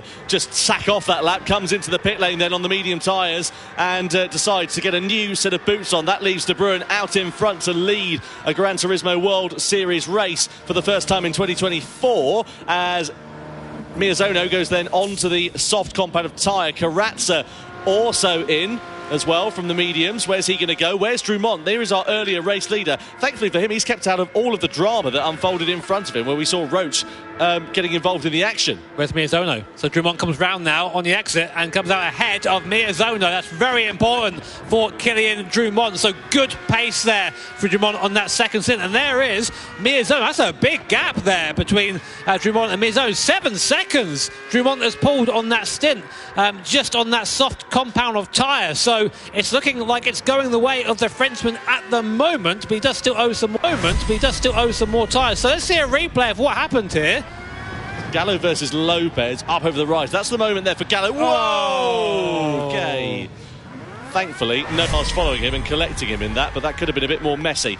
Kai De Bruin, former race leader, now into the pits, off of the medium tyres. Where's he going to go in his strategy? Most people have gone soft in the middle stint, and indeed he does have a soft on then. So Kai De Bruin goes into the pits and will emerge where? That's the question, because he's had good pace actually in this middle stint of the race. He's looked pretty good so far, has the Dutchman. Look at the rest of the field, though. They're all involved in traffic. You've got, oh, hang on a minute, Callum Roach right in front of Takuma Sasaki. Right behind them, you've got Serrano and Lopez. You've got Guy Barbara lunging to the inside as well of Serrano. Thing is, I get it, they're involved in their own battle further down the order. They're entitled to be involved in their own race, but you can't go and compromise somebody else's. I can tell you right now, there's going to be some words after this race between the drivers, I think, because it's just one of these difficult situations where if you are in the lead, I mean, we do operate the sort of blue flag rule here, and you are entitled to overtake if you're quicker, but it's to the point where they're interfering so much that it's changing the outcome of the race. Sasaki at the moment, so this is interesting. Sasaki, I think, is still stuck behind Callum Roach, or was last time we checked anyway, And this all goes in favour of Miyazono and Drummond, who are not currently sort of stuck in this train. So then, over the rise we go. There is Jose Serrano. Takuma Sasaki, your race leader as it stands for the time being. Drummond there in 4th place. He's got 5.5 seconds of a gap now over Takuma Miyazono. And it's looking quite nice here for Drummond. Of course, he's got slightly older, softer compound of tyre, but that should be okay for him. Don't forget, they have to run every compound of tyre in this race. They must run the hards, the mediums, and the softs. There is Jose Serrano, sitting in the wheel tracks of Takuma Sasaki. I suppose the one advantage here for Sasaki is he's not having to punch the hole in the air in front of him. He's getting a bit of a slipstream here, which might be a bit helpful. Let's check his lap time if he stays out. Will he stay out for one more lap? He does. Lap time, his last time around was a 101.4 on the slow end. This lap, a 101 minute 0.7, so an okay lap time for mediums at that part of the stint. Oh, and Sasaki almost wide that curb on the outside. Every time I see that, I cringe a bit. I think how many times I've gone through there, touched that Serrano curb and gone wild. And we're just showing you how difficult it is to thread the needle of these cars through here. Inestrosa and Robbie Heck behind now. The second place Serrano trying to find their way through on their strategies, of course, but a lap down. So what does Serrano do in this situation? You don't want to let him by because you lose time, but you don't want to risk being lunged by one of these guys like that. And then Ango Inestrosa, I think, either having contact with Serrano or being punted himself in the background. It's carnage. These cars are very fast around this circuit. And there's Coque Lopez now trying to find his way through. Do these guys get blue flagged or what? What's the rule here? Yeah, well, it's under investigation. Also, no further action, I should say, there between Gallo and Lopez for that collision that we saw a little bit earlier on. Oh, this is just... You can feel the heart sinking for Coque Lopez here because he's right behind these two drivers who are squabbling, quite rightly, for their own positions at the moment, and it's just costing him time. Serrano comes into the pit lane then at the end of the 21st lap. Lopez does well. He had no choice, though, did he, really? Whether that forced his hand. I wonder if Drummond and Miyazono sort of foresaw this and was like, okay, you know what, we're going to box and not get involved in any of this. Interesting, that gap between Drummond and Miyazono. It was about 6 seconds when Drummond, who has just actually come back into the pit lane. So he's come off that soft compound tyre. I think he realised that the tyre doesn't last quite as long as he wanted. Now, will we see the medium compound tyre come on here? We do see that medium compound tyre. Now, will we take that for 13 laps? I think it will last that long quite comfortably, then go on to the hard tyre for the last stint. Yeah. So, no further action there with Inestrosa versus Robbie Heck for their collision. Out on track, the stewards decided that all's fair in love and war as it stands. So, Sasaki, the only driver who hasn't made a pit stop in this race, just to remind you, he's managed to run those medium tyres, I should say, 21 laps from the start of this race, which is mightily impressive. But I bet you they're going to be feeling pretty clapped out now, and he'll come into the pits, and indeed he does. That is going to release Takuma Miyazono to the lead of this race. Now, where does Sasaki go in terms of his strategy? He's been on the mediums. Does he go for the soft in the middle stint and try and run the hards right at the very end, or does he do a middle stint on the hards? He does do a middle stint on the hards. Now, how long is he going to run this for? You'd imagine one lap, one and done, then stick the softs on for the end of the race. We have had two drivers on this stint, three drivers finally dip below the 1 minute mark. Kylian Drummond, fastest lap from him on the soft tyre in that last stint was a 59.5, so getting quite close to qualifying pace there. These guys really on it right now, and these moments of clear air for Miyazono, for Kylian Drummond, this is where the race is going to be won or lost. So right now, if we look at all the gaps, Drummond's in clean air, Miyazono is out front, there's no one in front of him now. He can just drive into that on that soft compound tyre, and we know his pace is good. He's going to want sub 1 minute laps every lap now. Qualifying pace is needed for Miyazono if he wants to win this race. So, on board here we are with Coque Lopez. Up front there is Takuma Sasaki through that right-hander. There you go. You've got Kai de Bruyne not too far up the road there as well. Just in front of them, I think that's a bit of lap traffic once again in this race, isn't it? Looks like it, yeah. Yeah. In fact, is that Jose Serrano? It's difficult to tell from this angle as we come down this back straight. You see Lopez there closing up onto the back and lunges his way to the inside for fourth place. Decisive there then for Lopez. Obviously he's on the soft compound tyre compared to Sasaki's hard, but that just goes to show you how much more grip he's got under braking. Yeah, I mean, that was just easy move for Coque Lopez. Up into P4 now. This is Coque Lopez's favourite place. He loves the P4, does Coque Lopez. He's always sort of hovering around here. Good last lap from him, 59.7. So the pace is there for the Spaniard in the X 2019. Is it enough to catch his fellow countryman? Callum Roach, though, is between them at the moment. so that might help him slingshot up to him as it is. So here are the current tyre stats so far. Miyazono has taken the medium and the soft, as have the other top 4 runners. A reminder, you do have to use every compound of tyre. Only person, or the people who've done that so far, are the bottom 4, which is maybe the reason we've seen them being lapped at the moment.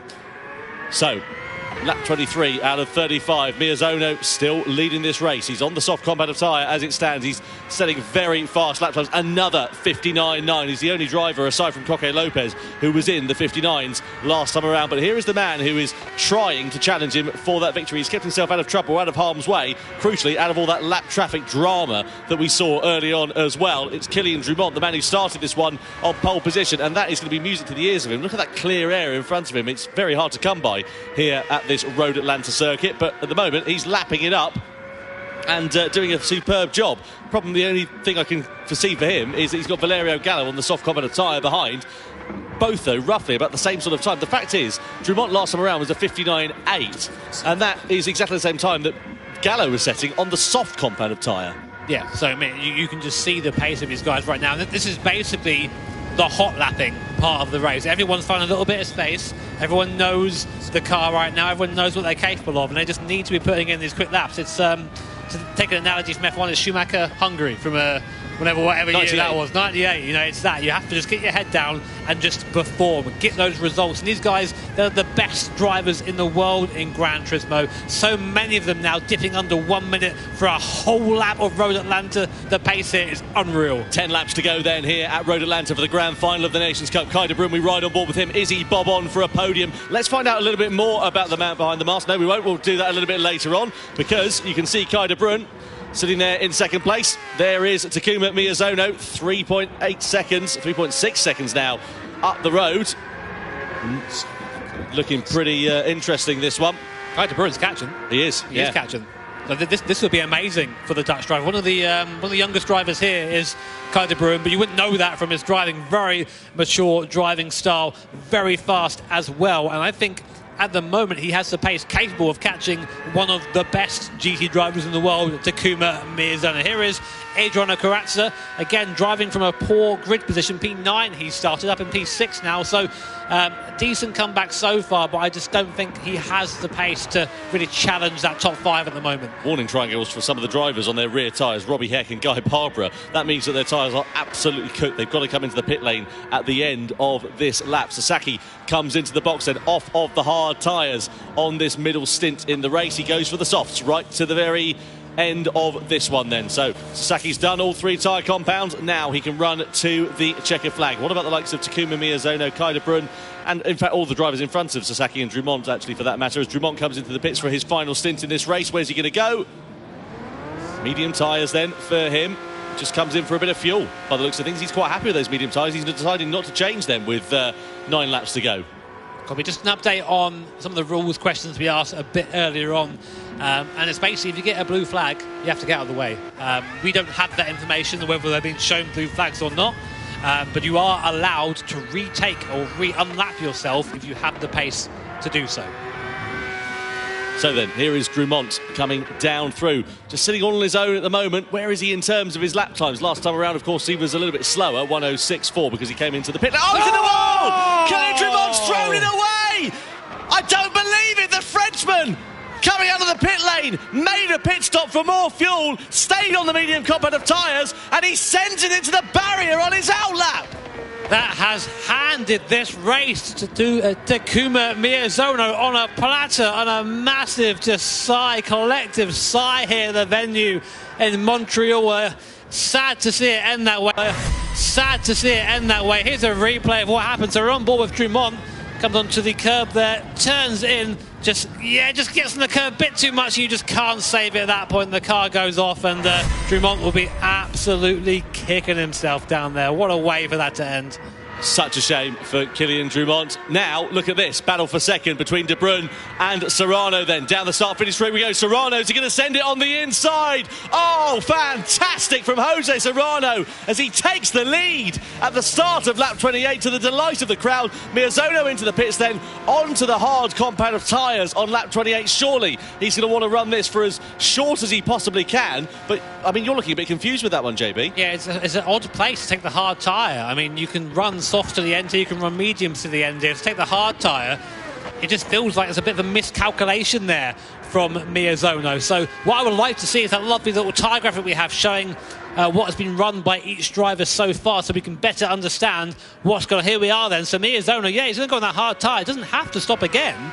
I mean, you could come in again for another soft tyre, but it doesn't seem right to me. Serrano, who's currently out front, also has to box for that hard compounder tyre. But on this pace he's on, if he can eat this out right to the end and pit for the hard tyre right at the end of the race, he has a chance of winning this. Well, every other driver in front has to run the hard compounder tyre. So it's going to be interesting to see what happens here. Kai De Bruyne there into the pit lane. So where does he go from the soft compounder tyre? He goes on to the hard as well. So are they just going to run the hards to the end of this race, or are they going to try and get them off as soon as they possibly can? At the moment, it's looking okay. Kylian Drumont on the recovery after sending it into the barrier. He's had a sequence, though. He's a lap down on Coque Lopez.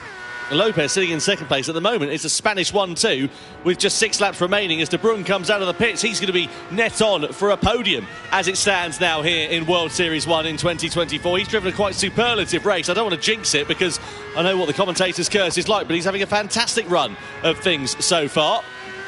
Just looking at the lap times right now, what I would like to see is a lap time for Miyazono on this hard compounder tyre. So we'll keep an eye on that because that's going to be pivotal. That pace on that hard tyre is going to decide this race for Takuma Miyazono. Right now, Serrano blistering lap times to him, low 59s from Jose Serrano. So he knows this stint counts. He knows he has to push now. Coque Lopez also putting in some decent lap times, just not quite as quick as his fellow countrymen. There is Takuma Miyazono. There is Kai De Bruyne. So that is the race for them now. They're both on hards to the end of the race. So it's going to be a straight fight. Serrano again well into the 59s. I'm still waiting for Miyazono to come through the last part of the lap to see what sort of pace he's on. What he needs to be maybe is within a low 1 minute lap time. Anything more than that, it's a 1 minute 0.6 for Takuma Miyazono, which is not a bad lap on that hard compounder tyre, but it's 8 tenths slower than the current leader. Yeah, Serrano and Lopez still eking it out on that soft competitive tyre. You can see the rears, though,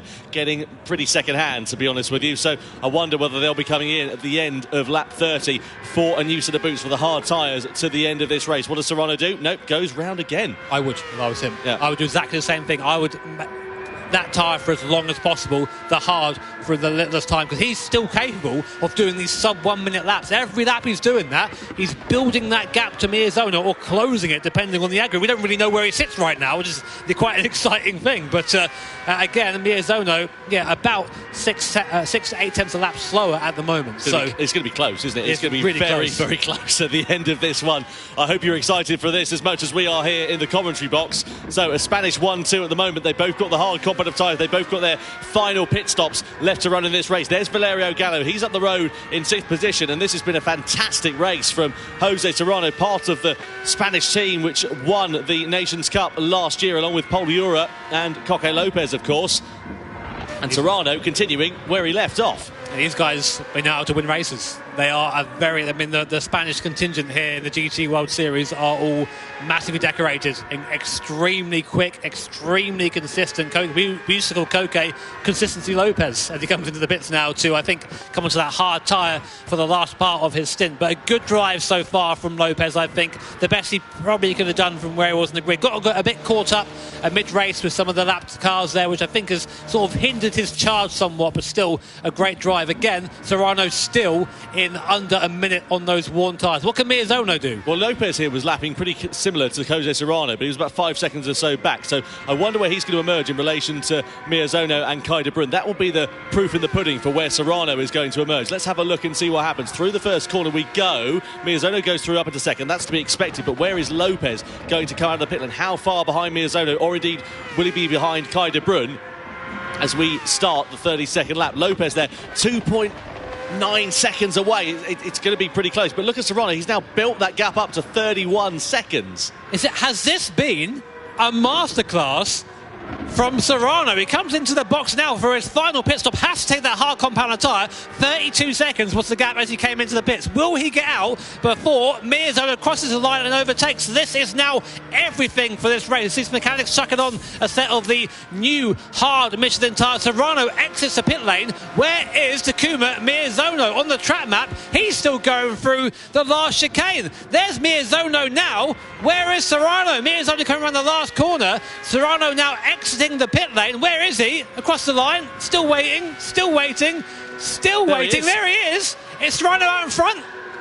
He is! Jose Serrano out in front of Takuma Miyazono. What a stint from the Spanish driver, and now it's a straight fight between two of the quickest GT drivers in the world. The only thing I will say, Serrano's got to get temperature into those tyres as we come through these first few corners. It's fast and flowing, and that's where Miyazono will be able to use the extra speed. He needs to go now, as soon as he can, to give Miyazono in order to be able to win this. It's Serrano versus Miyazono, Spaniard versus Japanese driver. As we come down this back straight, so Miyazono's got the advantage of the slipstream. Is he going to have a dive to the inside for the chicane? Serrano's going to be wide to that, goes for the defensive line, tries to park it on the outside. Miyazono goes for the outside line. Side by side they go, down into the chicane, and Miyazono leads at the end of lap 33. That was crucial for Miyazono. He needed to do that to take the lead away and retain his chances of victory. This fight is going to go down to the wire. I guarantee Miyazono was shocked when he saw Serrano ahead of him there. No one would have suspected Jose Serrano to have that pace in the mid-stint, but we should know better than that by now. This guy is a multiple winner here in the GT Live Fence World Series. Miyazono rocketing away down the hill there, using the advantage of not having to run through the dirty air, and he just needs to build a bit of a gap coming down to the straight. Already 8 tenths in that first sector. Miyazono is locked in now. Can Serrano do anything from here? Sasaki with a penalty there in P5 as well, but the battle remains up front, weaving on the straight, trying to break the draft. Can Serrano do anything to catch Miyazono? Well, the crowd here are absolutely loving this one in Montreal, and Miyazono pulling out an advantage of 6 tenths of a second in a lap. 2 laps soon to become 1 remaining then here for Miyazono. It is now or never time for Jose Serrano as we come around the final corner here at Road Atlanta to begin the final lap for the grand final in the Nations Cup. It is advantage Takuma Miyazono as we go through turn 1. You have to wonder, what if Serrano stayed out one more lap on that soft tyre? Would it have mattered? Would it have counted? Who knows? But we're on the last lap here. 8 tenths of seconds the lead.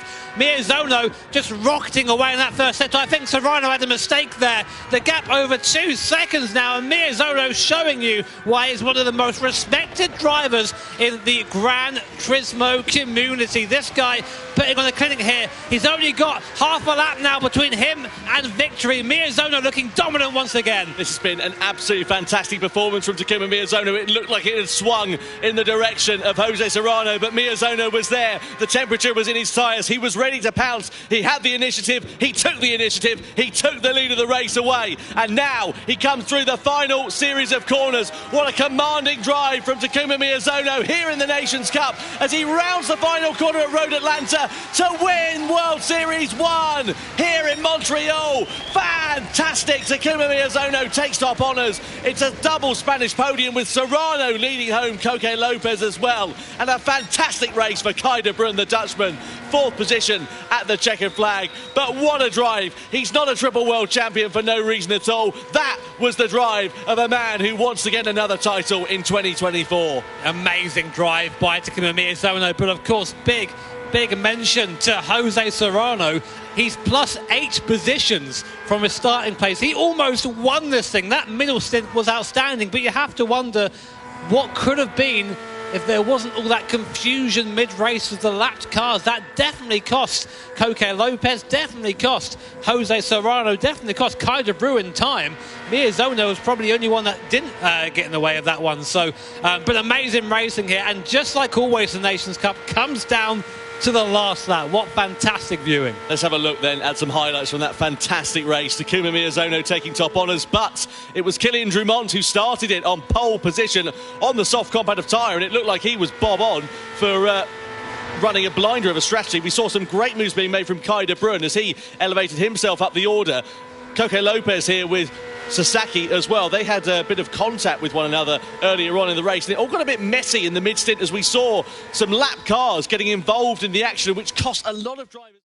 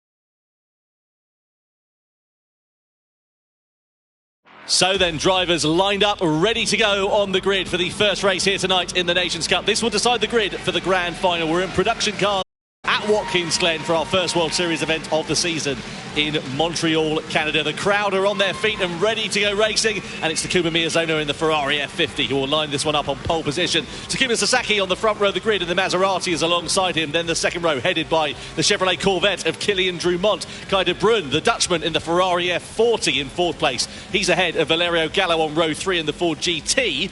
Then you've got Jose Serrano in the Lexus LFA.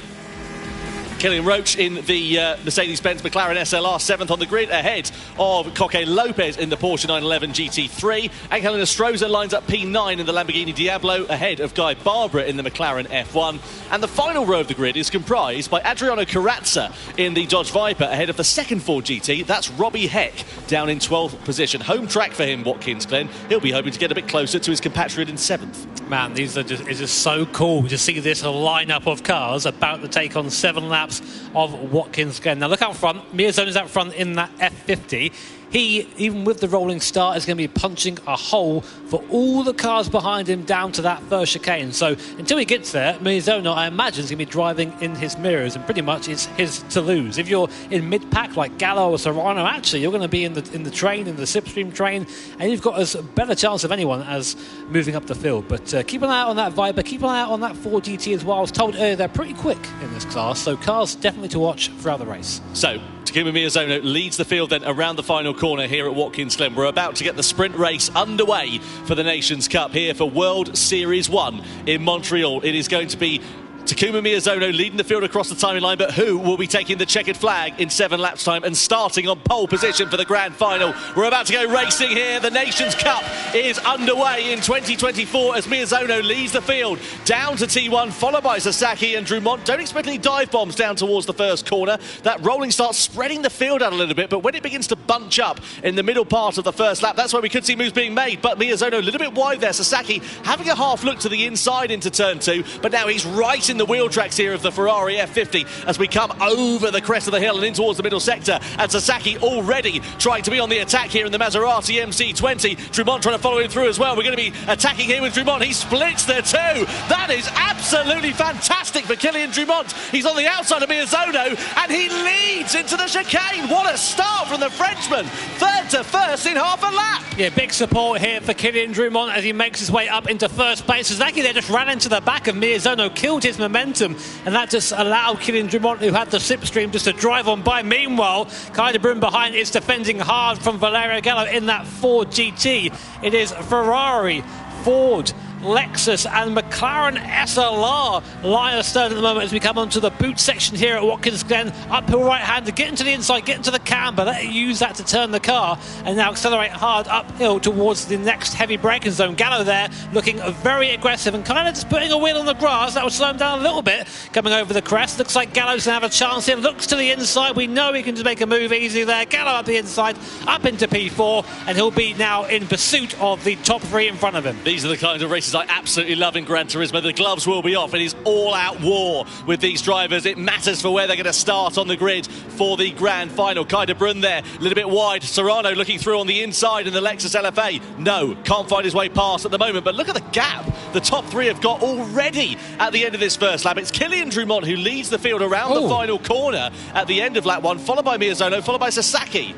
Big moment under braking there for Sasaki. The car got all kinds of sideways, but that is a challenge of these production-style cars. Not quite as stiffly sprung as the race-prepared machines, so they do move around a lot under braking. And awesome to see Sasaki there just gather it back up and get back into the chase. Onto lap 2 then, lap 2 of 7 here at Watkins Glen.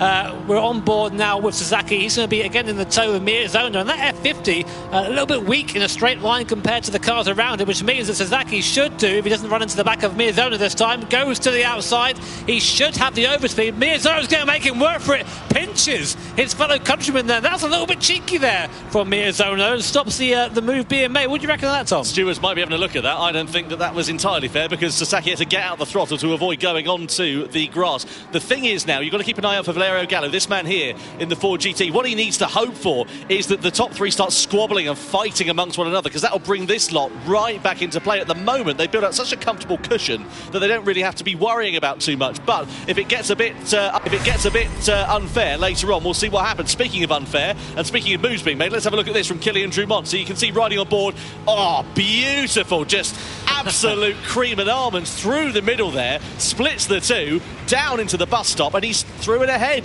That's just 100% commitment, 100% confidence. You need that to do well here at the GT World Series Nations Cup. Meanwhile, the squabble for the mid-pack continues. Jose Serrano gets by Kai de Bruyne, had a bit of a poor start so far, down 2 places from his qualifying position. And Gallo, unfortunately, at the head of his pack, still unable to make any headway really into Sasaki and Miyazono. So just an FYI, if you're watching for the first time, you're wondering, what, these guys just bump drafting down the straight. But you're not allowed to do that here. So you've got to do it on pace alone, as they say. So on board with Kai de Bruyne in that beautiful Ferrari F40, a little bit older than some of the cars around them, but still awesome to see it going now. And also, if you're wondering why these cars are able to race against one another, you're thinking, you know, a car that's 20 years older than some of the other machinery, it's because we've got balance of performance. It gives us the opportunity to basically allow us to have a Lexus LFA fighting with a Ferrari F40, which in the real world you wouldn't get. I feel sorry for Kai because all we can hear right in front of him is the LFA. He can't hear his own car. That wailing V10. Yeah. What a noise that makes. Meanwhile, the fight for second continues between Miyazono and Sasaki. Now, what will Miyazono do this time? Sasaki's going to try the long way around again. He'll carry more speed there. So he's loses distance, carries more speed. He's in the draft of Miyazono, but not close. I'm in the background, though. The fight for 4th place is really hotting up. Serrano looks like he's got by Gallo. No, he hasn't. Gallo dives back up the inside, retains 4th position for now, and this group is very slowly starting to catch the group in front, but it's not quick enough at the moment. Fastest lap so far belongs to Kylian Drumont, who's out on his own. He's pulled away from this pack. That is very impressive in a circuit that is so dependent on slipstream. Oh, Gt7 Finals looking with a bit of hip and shoulder on the inside there of Jose Serrano. Smattering of contact between the Lexus and the Ferrari. That might allow Kellen Roach into play there as well. Coming through into the final sector we go. Serrano with a defensive, tighter line. You see De Bruyne there using the throttle on, off, trying to find the right application of it. He eventually has to just sit in the wheel tracks of the Lexus for the time being. But has he got enough opportunity, enough momentum to have a lunge up the inside? No. Thinks better of it for the time being. But they haven't got time on their side. They've got to be a bit careful about this because it's going to be counting down before they know it. We're already over the halfway stage. Yeah, that F40 isn't looking too fun mid-corner. He's stabbing that throttle, just trying desperately to get some rotation out of it, but just not able to do that whilst carrying any sort of tangible speed there. So this little second pack there is still formed of a few drivers. Coca Lopez at the back. So here's a replay. This is Sasaki and Miyazono. Was this for position? No, there's another bit of contact between them. Sasaki gets up the inside there of Miyazono and he makes a move up into P2. We missed that completely watching the battle, so our apologies there. But Sasaki does get by Miyazono then, finally, and now is able to chase Kylian Drummond. But I think already it's maybe a little bit too late. Yeah, 2 seconds in, 3 laps is going to be a very tall order, that's for sure, for Takuma Sasaki, Valerio Gallo, Serrano, Gt7 Finals. You could throw a blanket over these 3 drivers at the moment. They are absolutely giving no quarter at the moment. You can see De Bruyne darting out of the slipstream. You can see Roach there in the background in the McLaren SLR trying to go through. Here comes Serrano. He's going to go past Valerio Gallo if he's not too careful. Down the back straight we go into the chicane. Gallo once again has track position. Does that upset Serrano's rhythm and allow De Bruyne maybe an opportunity from behind to try and attack? He's in a really unfortunate position here, is Jose Serrano. Such is the close competition that we've got. He's having to look in his mirrors whilst trying to keep an eye on what Gallo's doing in front of him. Yeah, really strong defending there from Gallo as well, just being very assertive with the positioning of the car, saying no, I'm going to just, it's my corner, I'm having the apex. And Serrano, through experience and through skill, I might add, just able to decipher that body language from Gallo in front and go, you know what, okay, I'll back out this time, but give it another go the next lap. But these guys are so close right now. At the back of this little pack, we haven't really spoke about it, we've got Callum Roach in the SLR McLaren and Coque Lopez, who are still part of this battle but just not able to move up in this train at the moment. So down the back straight we go in towards this tight right-hander. There's a lot of medium-speed corners on this circuit. There's not really any dive bomb opportunities in this part of the lap. You can see flicking it through the left-hander, very much one at a time, one-line corners through there, especially the elevation changes you can see. Everybody running it really nicely and really clean. A lot of respectful racing going on, but no dive bombs being made. I gather, though, as we get into the final few laps of this race, that's when we're going to start seeing moves being made. On board now with Callum Roach in the SLR McLaren. I love this car. Love seeing it out here and racing against a smattering of other awesome 90s and plus supercars. Great to see them all out here competing like this. If you're unfamiliar with what this race means, it is setting the position order for the race, the grand final. So if Kylian Drummond finishes in first, he will be on pole position, and so on and so forth. So it's important. Any position counts here.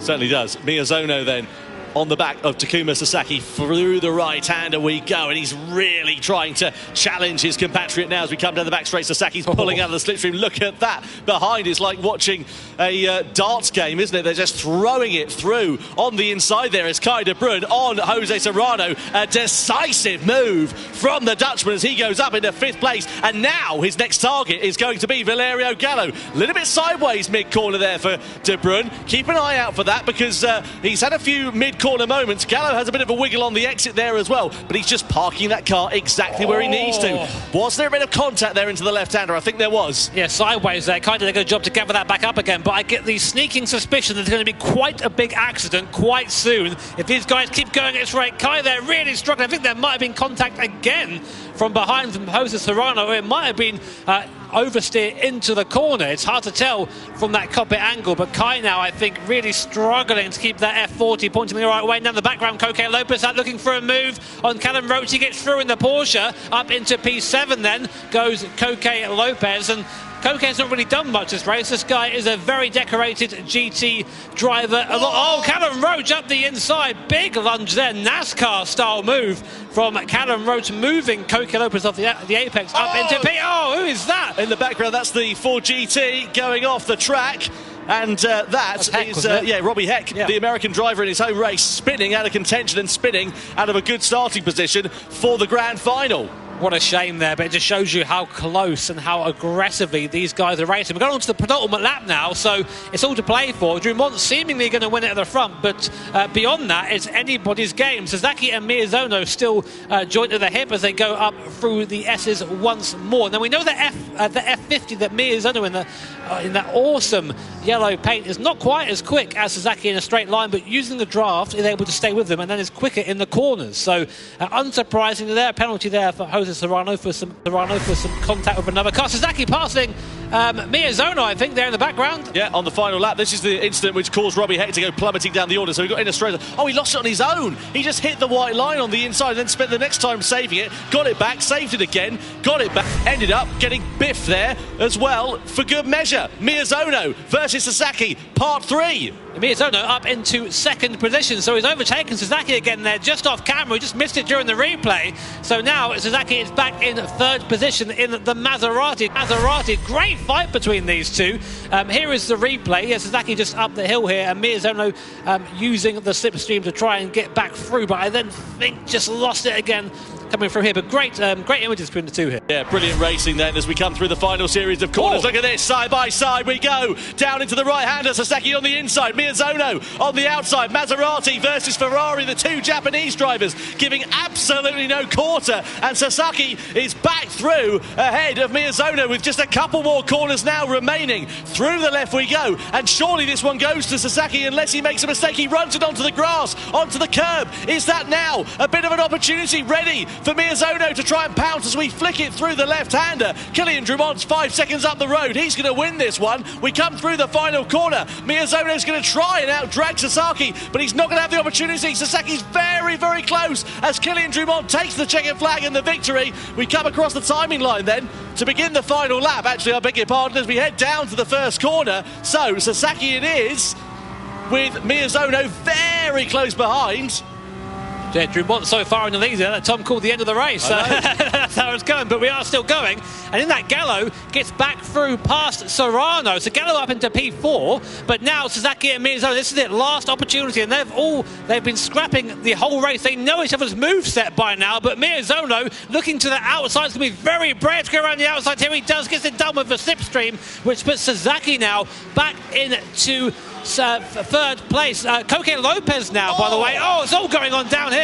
Look at this. Guy Barbara, Valerio Gallo, Kai de Bruyne, Coque Lopez is up into fourth place now as well. Guy Barbara, Kai de Bruyne, and then you've got Valerio Gallo, Adriano Carrazza all in the mix here as well. It's kicked off massively on this final lap, and somehow Lopez is up into fourth place. You've got lunges being made left, right and centre as we come through this left-hander into the final sector. Yeah, Lopez lost the car there down the bottom there, so that's allowed Kai de Bruyne back in, and Miyazono is now still defending here from Sasaki. These guys are still nose to tail. It's all going on everywhere on the circuit, with Drummond seemingly going to take this victory. They're side by side coming down the bottom here. Miyazono up the inside. Sasaki's going to try the long way around. Can he make it stick?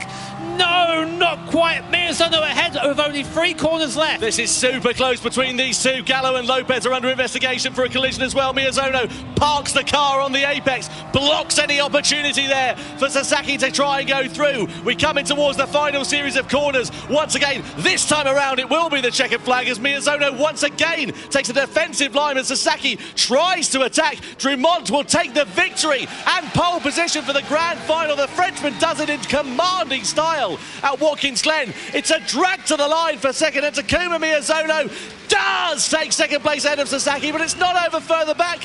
Lopez then will take fourth ahead of De Bruyne, Roach, Gallo, Barbara, Carrazza and Serrano down in 10th place on the final lap. Wow, what a dramatic end to the sprint race there, JB. That was a certified Watkins Glen moment.